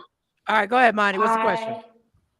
My just whole thing is how, I don't know, it seems like you're just wishy-washy on what side you're on. Like, are you with the victims, do you support them, or are you a victim blamer? Because like I just said to Michael, saying why would you go back and then giving examples of females who did not go back, it's just it doesn't match what you're talking about. Like it doesn't, because you know what, it is complicated to me. It is, you know what it is, because I'm not looking at it from, I was a dude that a lot of these people talking, I've seen them. So it makes it complicated is, okay, let me clarify. The young people, the fan, everything that you say, I'm with you 110%. But the people that were in the industry, yeah, it is conflicting to me because I've seen some of these same people do a lot of dirty acts to get somewhere. And then now you're coming out saying, and this is kind of like, you're right. No one deserves what you say that you went through, but I have personally seen you with this individual, whether I'm doing, and I'm not even talking hanging out. I'm talking, I'm producing Rap City. Here's the entourage. Here's the crew. You're introduced as, so yeah, so you're right. It is, for me, it is conflicting because a lot of people like myself, even my situation. And I'm gonna let you get to your question, what you were gonna say. So keep what you were gonna say, Monty. Remember what you're gonna say. I think a lot of people don't understand when you're in any business, especially the entertainment business, just qualify it as being in your family, right? And I know your family means more. There are issues in this, but you almost feel like you have to be a part of this. It's your job. I'm not speaking for you, D. I'm speaking for a lot of other people. This is the consequences of your job. And in the job, they've told you these are the ways you move. And you're almost brainwashed to believe that these are the ways you move. And maybe that's why I didn't move the way I moved. I mean, I stayed for a while with actor Michael De Lorenzo. I remember. I stayed out there with him. And before I went, the first thing I asked him, and this was just my some people say it's arrogant. Some people, I was a lot more blunt back in the day. I asked him at Caroline's Comedy Club. He said, you need to come to LA. I said, where I'm gonna stay? He said, you can stay with me. And I said, well, what does that consist of? Like what? I didn't say it like that because we were at a comedy club and we were in the back in the dressing room. And he said, nah, ain't nothing like that. And to be honest, it wasn't nothing like that. Him and his brother lived there and it was cool. But I can see as a comedian, once again, I wasn't desperate to get out of my circumstance. So if I had been desperate to move out of where I was living and I was struggling to that last dollar, there could have been a chance where he would have said, ain't nothing. But could have gave me that, ain't gonna be nothing, you'll be good. And I might have went along with it. And it's a conflict because as a man, you go like, how would you go along with it? I've never been dead broke. I've never been where my life was at risk where I live at. I've never been in a situation where this is all I got. So it does get confusing. And I can see how what Monty said, sometimes we like we're victim blaming, but it is a conflicted, it's a dirty game. This game is a dirty, filthy, disgusting game that I've been trying to tell people forever. You mean stating the moment you walk in, the moment you walk into the entertainment industry, Satan introduces himself to you. The entertainment industry is not someplace, it's hidden. The moment you walk in and say, this is what I want to do, Satan walks up and goes, yo, welcome to the party. And then you told what, what's expected of you. And for me at the time, because it wasn't a dream, I just walked into it. I was really good at it and it was fun. You're having fun until everyone has their wake-up moment. And my wake-up moment was looking around at what was happening to those around me. Because off camera, brother, I could talk to you about fellas we hung with, but I would never do that on camera. Right. So you start seeing that happening to your mans in them that we went to BCC together and you like, holy, you too? Trust me, bro. I could tell you some stories. And you would be like, and you know these dudes. It is complicated. Go ahead, Monty. Go ahead. What did you want to say? Go ahead. My whole point was I just feel like it's just a little bit hypocritical. Like you want to see your situation as being like, being sexually harassed by our boss, or once I feel uncomfortable, you should adjust yourself. Like it doesn't. You can't go both ways with a situation like this. You either support them or you don't. And if you don't support them, then you can't. Well, here's what I say. It's just that simple. Here's what I say. You do whatever you do to get to it. And in spite of how and it may come across as totally hypocritical, but you're looking at a man who every day looks in the mirror at himself, and I'm proud of myself because whether you agree or not, I did something that 99% of the people might not do. I gave it all up. Time out. Hold up, time out. It's like, all right, just like my daughter right now. But hold up, hear me out. What I'm not gonna do is allow you to take away from what I did, which is I stood up for a group of people that had, no matter how contradictory you think it sounds, I stood up for you, my daughter. I don't need appreciation, but I'm never going to allow someone to tear apart what I did to nitpick something. Okay, Dick, go ahead, Monty, go ahead.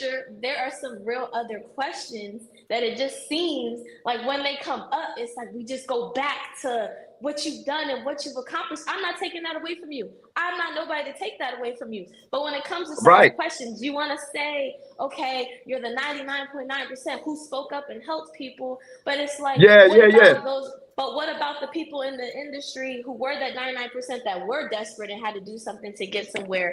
And it's like you push this idea of everybody's doing something. Everybody's getting groomed. Everybody's getting touched. Or something is going on. I never said everybody. What did I say in the very beginning? To make it in the industry. Nah, you're not changing my words around. I never said everybody. My whole question I never said everybody. What is it that you did for you to get all the things and doors open that you got? Not a family connection. See, but here's the thing, and this is why I had to stop you. Hold up, time out. If you're asking that question, you did not listen to the beginning of this interview. Am I correct? Did I not tell everyone? What did you have to sacrifice is what I'm asking you. Well, to give you an update, because to be fair, Monty, you weren't here earlier. She didn't get to hear the earlier. He said, I gave him a compliment and said it was his hard work. He said, no, it wasn't my hard work. It was my bloodline. It was the people in my family. Yeah. It was my connect. I understand that, but there's more to it. There's more to it. Do you want to be right, or do you want to get to hear where I'm coming from? If you want to be right, you can be right. I believe the issue is that I believe everything that you're saying about the industry and how it is. I believe you 100%. So since I do believe what you're saying, that is why I get the question of, okay, well then what else was it?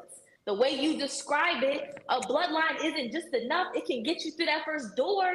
But from what I got listening to you, it's a lot more that comes with it. Satanic things, demonic things, there's a lot of more things that come to it. So that's why I'm trying to understand what else were the steps to get there. It's not that difficult. I'm going to give you a prime example. What you're doing right now. You're talented, right? But what's your bloodline? Who's your lineage right now that has you on here doing what you're doing, that is able to help uplift you? My father. Right. Did you really do anything special? other than be born by that wonderful, right? Yes, I actually did. I went and got my degree in radio and television broadcasting, actually. And I did my whole own Yes, social but media the thing by reality myself is, way prior to this. But is the your same father way is you in a didn't want me, position. I had to audition for this job equally. Mm-hmm. You can go watch it actually on the channel 2 weeks ago. I had to audition equally on this show. I had to bring my point. Me and my father had to have our own discussion. Nothing in my Yes. life has ever been handed to me, okay? My dad always made sure I had to work my ass off to get to where I needed to be. And that's why I'm here, because I worked my ass off to get here. So let's not play this Mm-hmm. And also nepotism. because your father is the host of this show. So let me get to this, That's a D. reality you If can't that's get how away you from. want to play it. But But that's the reality, though. But it's a reality that I made for myself. Because one thing about my father, Yes. and you seem like you know him for a good amount of time, he doesn't care what you want. If you're not going to show the effort and put the time and dedication into it, it's not going to get done. So I made this happen. He never said nothing to me, reached out to me, said, hey, do you want to? No, I had to prove my point time and time again to even get him to view me to be in something like this. All right, stop And right there. But he's still your dad who hosts the show. Everybody stop right there. 1 second. Go back to the last comment. Go back to the last comment before that. I want to get to the comments. I understand both sides of this conversation so much. So people are basically understanding both sides. I want to just, because while y'all in conversation, I have the unfair advantage of being able to take notes. That's what you do. I think Monty, I'm not going to speak for Monty, how I took it. She is saying, what else other than the bloodline, maybe not for you, but in this business, what are the steps that happen? They're groomed. Is there this satanic situation that people speak about where they want you to worship a different way of worship? Are there different sacrifices that have to be made? People have made comments about human sacrifice. Some people have alleged that people have sacrificed their family members. I'm not going to mention any artist names, but we've heard the artists that are out there. One of them hosts a daytime talk show that's really, really big right now. So to that point, and I may be taking her out of context but for me, what I took was what else goes on to get into this, what I call a dirty business. D. It's not, and what I'm saying is it's not really that deep. When you're talking to blood sacrifices and things of that nature, you're talking about the occult side of everything. And that's a very small part of everything. The God you worship in that industry is money and power. That's the God you worship. There are people that are straight born again Christian that go to church every Sunday that you follow may live their life that follow that same path. So your God you're worshiping is finances. And a lot of it's really not conspiratorial. Like that's the thing. A lot of what a lot of people are saying, that's why I can't wait till we get to the Dave Chappelle part. Because there's conspiracy theories that I know what I saw, and it wasn't that. So a lot of this is to add fluff to it, to make it sound like it's something different, when in reality, no. If I'm working and if I'm putting out something that benefits, for instance, Spring Bling, my version of Spring Bling was not all TNA, but that's what they used because it benefited them, because visually that's where they wanted it to go. So it's not as deep as like someone goes, hey, you know, worship. We all, first of all, we all sacrifice. Like the entertainment industry, to have a regular job and career in your life, you sacrifice. There's something you're sacrificing. There's a lot of people with regular jobs that sacrifice being with their children every day, that sacrifice their health. So it's not as deep as everyone makes it. There's always a sacrifice. And a lot of times people sacrifice themselves for their careers. It's no different than any place else. Just that in the entertainment industry, there's a shine to it. If I'm making any sense at all. No, you're making sense. Billy J says, so is the whole industry the Illuminati or just the upper crust of the industry? The Illuminati, the funny part about that, because I'm from the occult world, like I've lived there for the past 15 so years. The Illuminati are the people. You're given choices by those people in power. It is up to us to turn the TV on, turn the TV off. We make the choices. So illuminated only means the wise ones, right? The illuminated ones, you're enlightened. and we're given choices and we choose to make them. So if we choose not to make these choices, the people in power are no longer in power. So in reality, the Illuminati are the people. They're us. Those are just a bunch of people that have been in the same position for however long, spending the same money over and over again. Okay, go back to the one comment that I'm going to Monty. Real game Queen said yes, some are, but when you question the ones that went I back. like her. So they're asking, do you believe the victims or don't believe the victims? When I say went back and somebody said, when you question the ones that went back, my question is, if this is out for public consumption, the real question is, are they really victims? I just want to clear my thing up. And I don't need to clear it up, but because I think I've said it already. When this comes out and we're going to court, I have the right to ask you, what made you go back? I'm not blaming you for anything. I'm trying to understand so I can get a truthful feel of why. Were they things that were being gained by going back? Did you think you were going to gain something by going back? That's all I want to clear on that. Monty, you had another comment that I think you wanted to say. My whole thing was he brought up the sacrifices, which is what I was bringing up before. That's what I was just saying. There are sacrifices. So what did you sacrifice? Other, like, going through, that's my whole point.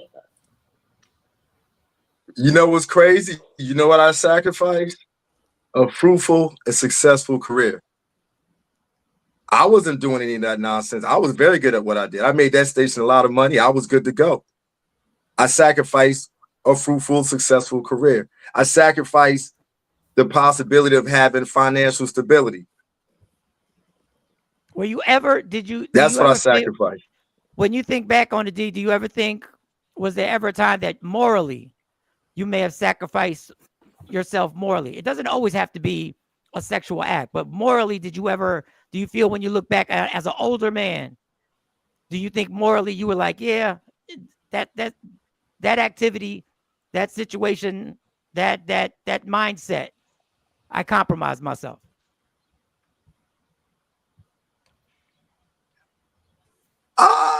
I mean, I'm trying to think, did I ever make decisions?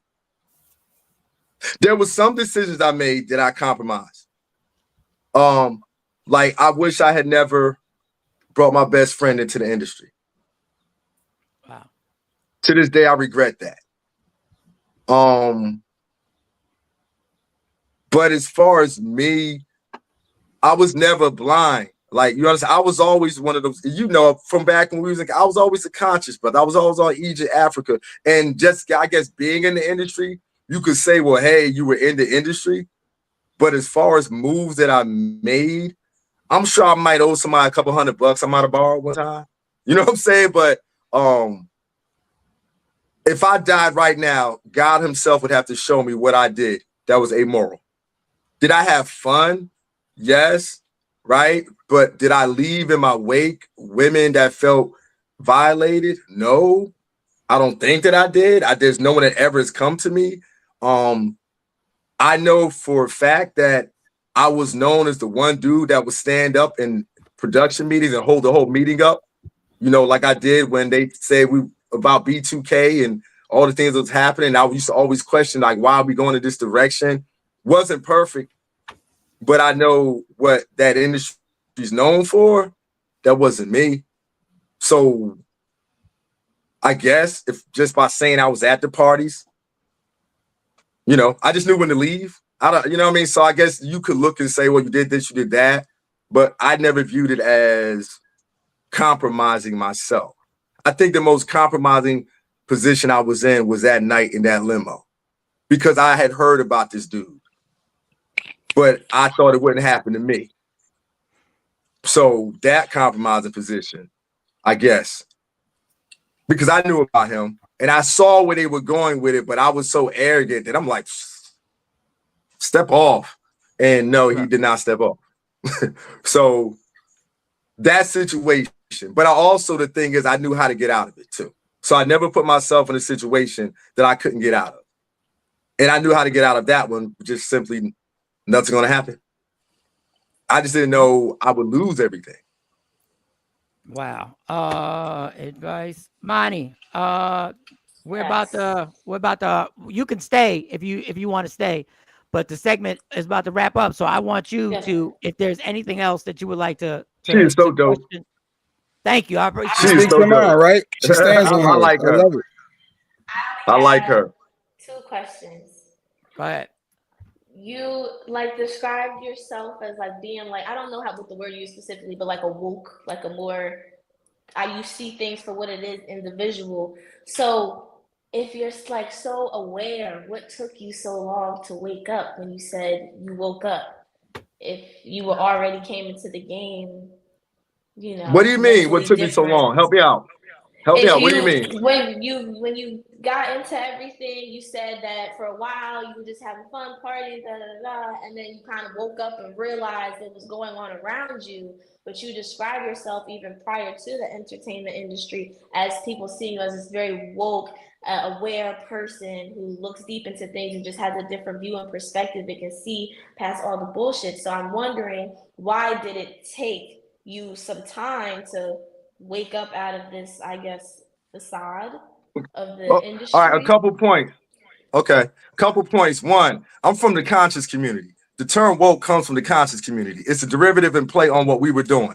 Everything y'all talking about when the woke culture comes from the conscious community. All us brothers and sisters in Harlem, all Chicago, all over the place. So I was always I'm conscious. aware. I'm not woke. Right. I just want to correct, because I think a lot of people don't know that the term woke actually is a derivative from the conscious community. And then the other Yes. thing too, I probably should let you know, everything we're talking about happened in a span of less than 2.5 years.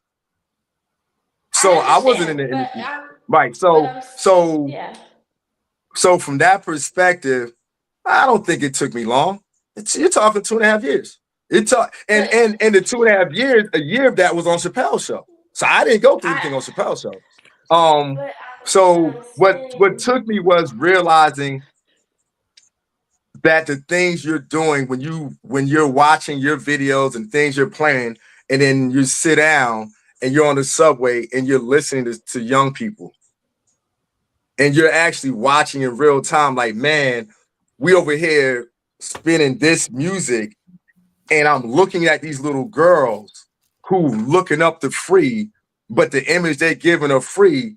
So I guess to answer your point, just actually looking around at people from outside of the industry, just like being quiet and sitting on the subway, or, just being on the block, hanging out, and you're watching and going, yo, this ain't right. Like, we're pushing these images, and these youngers out here is taking it for real. So I guess I hope that answers your point. Your question. Not really, because the question is, if you were already a conscious individual prior to stepping into these rooms and these environments, what was it that you kind of cut off this consciousness for 2 years, a year? It could be a month, Consciousness but was never cut eventually. off. First of all, the consciousness is never cut off. You think you walk in, I'm 52, so your father and I grew up in this hip hop era. So I'm going, yo, I'm gonna do this thing, I'm gonna do all this right here. I have all these wonderful ideas, we as Black people, so forth and so on. And you go in, and then you realize that your wonderful ideas are being utilized, but they're tweaking them. So you have this wonderful idea of Spring Bling, you and Uncle Luke got it. It's like, hey, then we can have these game shows and all this Black relevant material, but then BET goes, we love it. And they take it and it airs, and all you see is girls in string and thong bikinis. You do another show, and then you begin to notice that it's like, hold on a second. Everything we're attempting to do that I thought was positive is now being taken. I don't mean to cut you off. It's just I don't have a lot of time, and I just feel like I'm not getting Because I don't think I can the give you an answer. to I my think you're looking for question. something I can't give you. And that's okay. If you can't answer why your consciousness was on hold for a certain amount of time, I accept that, and that's okay. I think, to be honest with you, I like you a lot, but I know what you're trying to do. I will not let you do what you're trying. It's funny, I love it, but nobody's consciousness is on hold. we can agree to disagree on that matter. But I just You are feel hilarious. if You you're are awake, absolutely. I then you're love it. I love it. awake You're the whole great, time. but I appreciate it. But my other question was, you said that you were just having a good time, blah, partying, but you also just knew when to leave. So this also plays into my part of this consciousness. You said again, you woke up and you realized what was happening, the people that are being harmed around you. But so were you? But you were aware because you knew when to leave the parties. You knew when oh my! the right I'm not time was to Jesus, be young lady. I was somewhere. not gonna run the party. Go, It's hey, not. everybody, leave the party. I'm not Jesus. I made a decision on my own. I'm I'm sorry, I saying can't satisfy you. I did it's the not best I about could. Sorry. satisfaction. It's just about the way that you portray yourself as this victim and also a hero at the same time, which I don't take away from you. You When did I overlook victimize these. myself? When? Tell me where I victimized myself. When you said that you were sexually assaulted by your boss, and that's in a workplace, if you felt uncomfortable, I you didn't should have say assault. accommodated No, I it. didn't. I did not say assault. I said harassment. There's a difference. Harassment, it's the same thing. Oh, is Harassment, it? sexual assault, that's a victim. It's the same? So being a victim doesn't include sexual harassment. No, time out. If somebody sexually harasses me, I'm not a victim. You just told me that assault harassment the same. Time out. See, You just this is what I told me it's harassment the same. You, and I'm gonna say this all so respectfully, but you talk in circles and circles and circles, and we get nowhere. I told you I do. You are not. I told you I do. But you just told me assault and harassment are the same thing. You like to deflect. That's what you like to do. Somebody asks you a That's question. cool, but you just said into a assault and story harassment are the same thing. How Paul met Rob and Rob met That's Ellen cool. and then we never So get are the you answer to telling the me that question. words have no meaning now? So everybody, that's the thing, because there's no answer to the question. Okay, so listen. Okay. So listen. Okay. I take points in both these conversations and both these opinions. I think one thing is I'm gonna give both. I like her though. I'm gonna thank you, and I'm gonna give my synopsis on both sides. One, when you come into the business, you have a picture of what you're gonna paint, and then you don't know that you have control of how that picture is gonna be presented. And you go out, and let's be honest, for 2 years you were like, this ain't working. They're taking this idea, they're milking it to exploit women, they're milking it to exploit the culture. At the same time, just on my point of view, we're getting checks, and we're young, and we're living a life. And when you say we're having fun, I look back at myself and I go, I was having fun, but in my mind, for me, this is only speaking to me, that's where I morally compromised myself. When I look back at my fun, I realized that was how they got me, because I was enjoying this. I wasn't enjoying anything with another man, but I was enjoying the company of women and having the power to be able to jump from one to another and not do it in a respectful way. So that's for me. From Monty's side, I realized what she's saying was, we keep saying, and I thought I was aware, speaking for me, not you, D, speaking for me. I thought I was aware. But for me, they were things in my mind going, this ain't right, but I'm going to take this check. This ain't right, but I'm going to keep pushing. This ain't right, but I'm going to promote this on the radio. And and I give kudos to you for it only taking 2 years. I milked the game for like 20. So I have no excuse. I went in there. For Amani, that was too long. Now, according to Amani, I should have known in about 30 days and be like, oh, I'm out of here. Like 2 years. But the thing on Amani's side, is I can't claim I was either conscious or woke, whatever phrase we want to use, the original or the one now, and then say I took part in it, and then think people aren't going to question, well, it's like the phrase, why'd you go back for seconds? Immediately when I understand, immediately when we saw the devil go, hey, what's good? That should have been the moment we went, nothing, and I'm out of here. Now that is in a perfect world, but I get it, because I question myself every day that I sat up in the shit, and I not only sat in it, but I promoted it.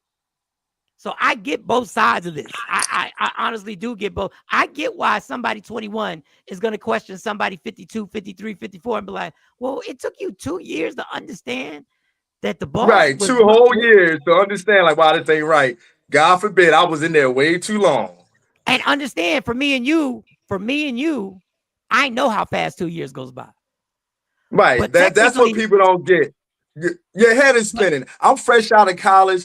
I'm all over the place. You think you're doing a lot of, you know, your head is spinning. You gone. You're getting all of this thrown at you at the same time, and you're trying to figure it all out. So but then on the flip side, if I find out that one of my daughters is dealing with a dude that's been beating her for 2 years and she knew she had an out with me or was doing something disrespectful, that 2 years to me looks a lot longer than it looks for the person inside. The person watching from afar is going to go, that was 24 months. Mm-hmm. I don't care how you cut it. That was 2 years of being involved in something. We're looking at 2 years a lot faster. And in our mind, in reality, 2 years is 2 years. And most people would say, who weren't part of it, it was 2 years too long. Once again, I'm seeing both sides of this coin. And I really enjoyed this. I enjoyed this conversation. Yeah. And we have to continue this conversation, D, because we haven't even gotten to the Dave Chappelle show. That's what's amazing. I enjoyed it too. I think Amani's she's a tough one and she's good, but I'm just gonna stand in my square. Like it was what it was. Yeah. I was what it was. Yeah, I did what I did. I had some fun. I did my best not to hurt anyone. And then when I really saw like, yo, hold on a second, this TV really matters. Then it became a point to me of like, okay. And so that's why, again, 25 years ago, I spoke about this. And what I chose to do was I realized that those in power go at our children. So I just got involved in the community and I've been involved in education in the community ever since. So for me, that was my way of attempting to clean up, because I know it only takes 10 years to change the perspective of a generation. So I've said, you know what? If they're going to go at our children, then I'm going to go at our children. But I'm going to go and I'm going to attempt to be preventative. I'm going to go, like I tell every child that comes into my student center, I'm going to be appropriate. I'm going to be the adult that when you come in here, you understand I look you now and tell you I don't want to do anything appropriate. I don't want to touch you inappropriately. I don't want anything to say. And I don't want anyone to say anything to you inappropriately. I want you to be able to look at these adults in here and say, I can feel confident that I can come and learn and grow. So for me, when I left, that's immediately what I did, because I saw what it was. Like, okay, all right, when they going at our babies, I got to figure my own way to do it too. So, you know, you live and you learn.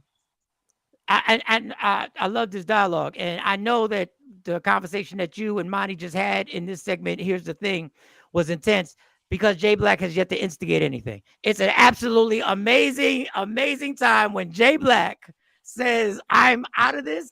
Y'all go get it, which means, and for all the people, Asha has a comment here. People in this chat are aware, socially conscious, but they still listen to rap music, watch movies, which is a part of an industry that we all know is evil. Humanity and choices. #grace. And I think Asha is looking at it kind of how Monty looked at it. She's our age. That part, Asha. Listen, we got to wrap this up. We are 4 minutes over time. D, are you available tomorrow? Tomorrow, it depends. She might not want to get up this early. She on her spring break. Kali, she got her headphones in. She's in Amani's generation. I trust me. I get these same arguments at home. Believe you me. That's how I learned to stand in my square. No, the dialogue is but amazing. I can rock out. It would be 8 o'clock. Go ahead. It would be 8 o'clock.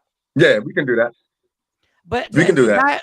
And I challenge people. The dialogue between us and the 20-year-olds between 20, 30, 32, whatever, needs to be had, because in our generation, there was a distinct space between us and our elders.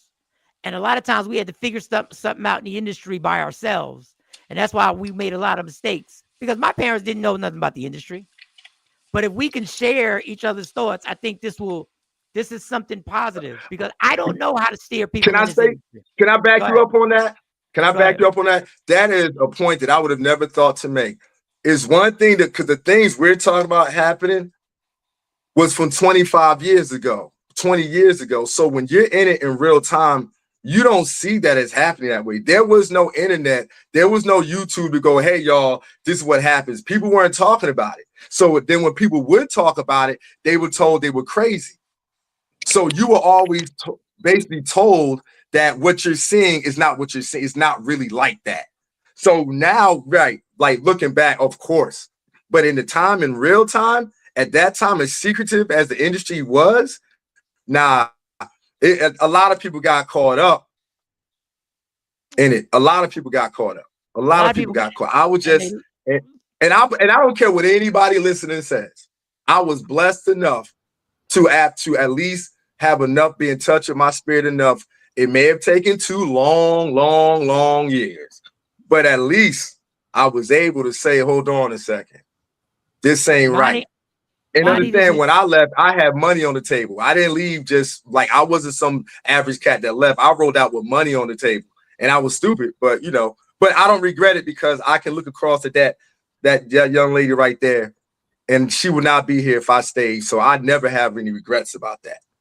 I'm about to let Monty close out her segment the way she wants to. Jay, did you want to say something? Yeah, no, because Rashida, because earlier he mentioned Derek Jeter, and that's Rashida's cousin. She wanted to know, was he a part of it? You talk about people getting caught out there. Was he in that mix? You know what? Derek Jeter was just at the table with one of his model girlfriends. Like, you know what I'm saying? They'll bring you around other celebrities to try to make you feel, but what he didn't know at the time is that I was cool with Rasheed Wallace. I had been around NBA players. My daughter's godmother was a WNBA superstar. My other daughter's godmother was an actress. So they thought I was going to be impressed. Now I realized that my real life, I was around this every day anyway. So no, Derek Jeter was chilling, looking smooth than ever because I'm a Yankees fan. And I don't know any, I didn't hang out with him. I didn't even talk to Derek Jeter. I just saw he was there and had to maintain not being a Yankees fanboy at the time. All right, Monty, your segment, close it out the way you want to close it out. That's the thing, y'all. See you next week. Next week, every Wednesday, 8 She's so o'clock. dope. We're a little late today. Thank you, Monty. I'll talk to you later. She's dope. Thank you. I appreciate Investigative journalist. Nah, she's dope. I expect nothing less from your child. She held your feet to that fire. You was sweating. I saw you sweating. All right, we go to Dave Chappelle tomorrow. Because you know what's difficult? What's difficult is this my main man's daughter. So I have to be measured in my responses. So I'm like, like, yo, because normally it's different things I would say, but it's like, that's my man's child. Hold on. Let's be clear. Your response does not need to be, I will remove my square. Your response never has to be edited. Whatever response you have, give the response. I know you too long. Sorry. No. You family. That'll be like me going at my child. And that's your personal choice. I just want to make sure because I'll remove the square because I know she's a I call it a, she doesn't know I call it this. I call it the smoke detector because she wants it all. She wants it and she doesn't know I call it that. But if there's a confrontation verbally that's gonna go down, she wants to spar. So and I'm proud. Some things when I'm confronted with certain situations, I do draw the line because I'm not some young cat. I ain't just start talking about this 5 years ago. So I'm not gonna let nobody that I was talking about this like literally 25 years ago. Nah, I was a dude that talked about it when your feet was put to the fire. I talked about it when you get them phone calls with death threats. So for me, I'm always gonna make sure that I separate. Like, no, I didn't just start talking about this because I was mad. Because no, I talked about it from day one because I thought it was corny.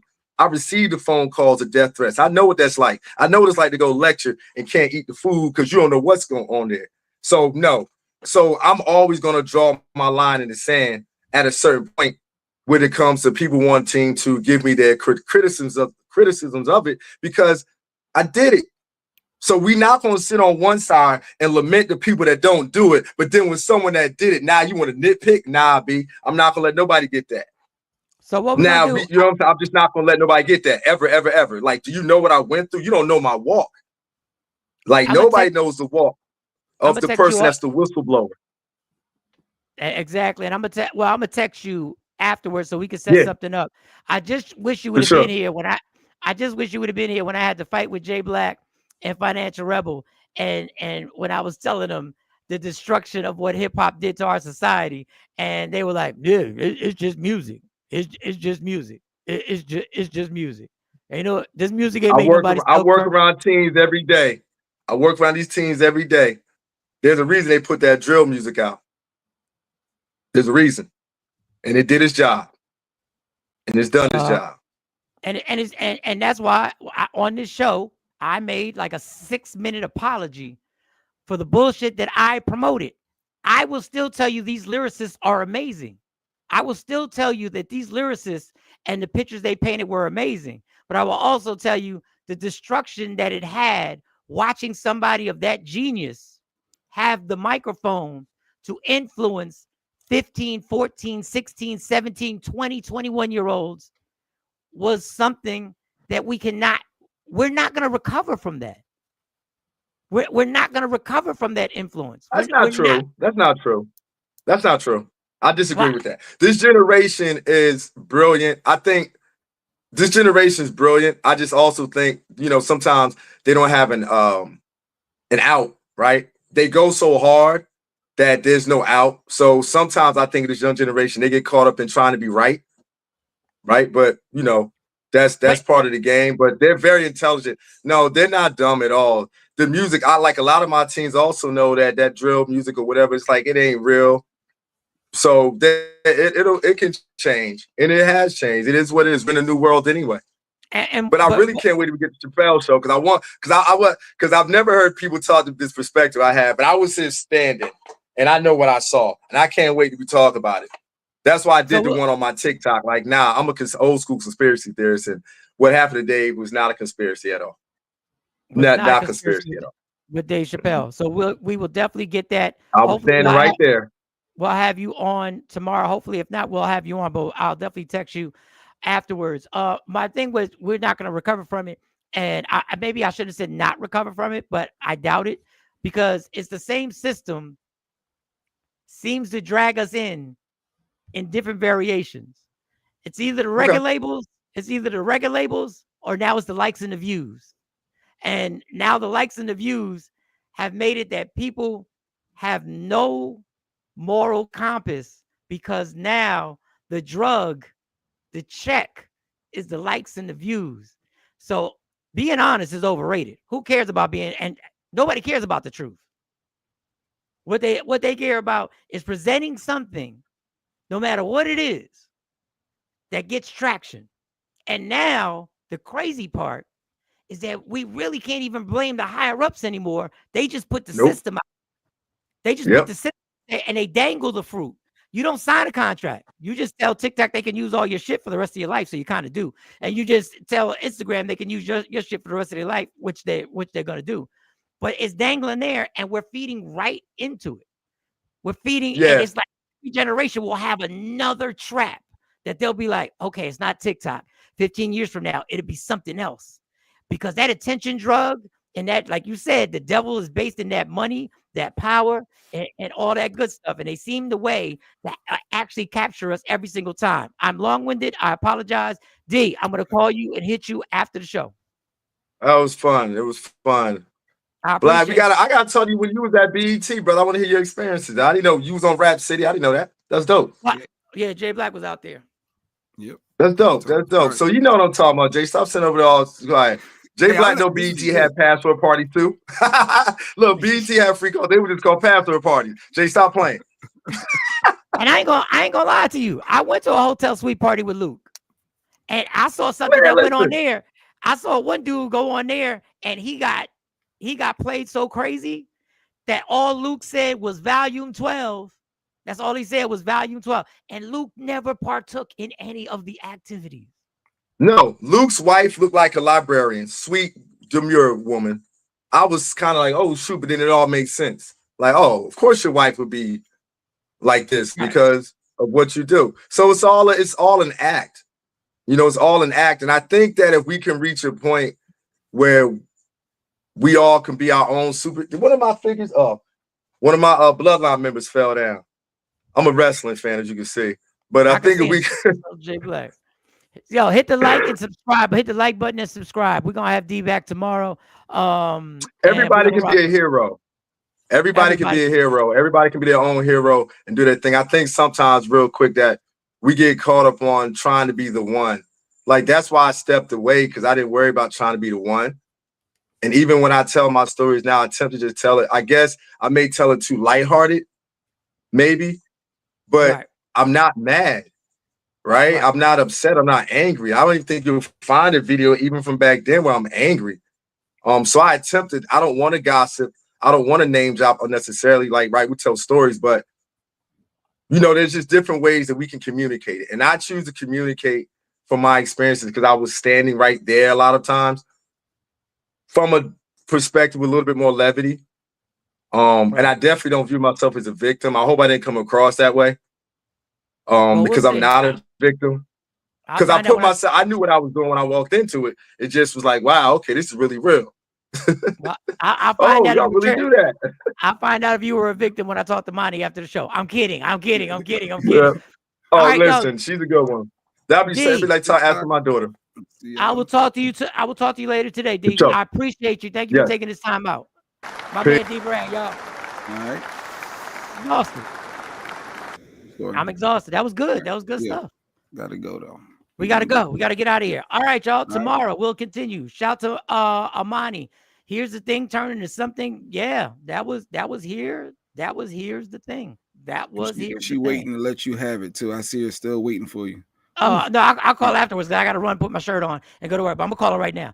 All right, y'all. Love me for who I am, not who you want me to be, because I can never be that. Understand there's only one thing in life that's guaranteed. It will end. So enjoy every minute, every second. You fight for everything in life. Fight for your happiness. Never let anyone, anything, or any circumstance take from you. From Michael Sean, from Jay Black, from Amani, from C Chung, from Sexy Mo, from Lady Q, WokeUpInspired.com. Get that merch, hoodies, and all that customized stuff. Get directly at them. Don't forget this Sunday, 420. I'm at the Comedy Show, Willingboro, New Jersey. We are gone. Gone then. Michael Sean and the Takeover Legend, where the truth hurts.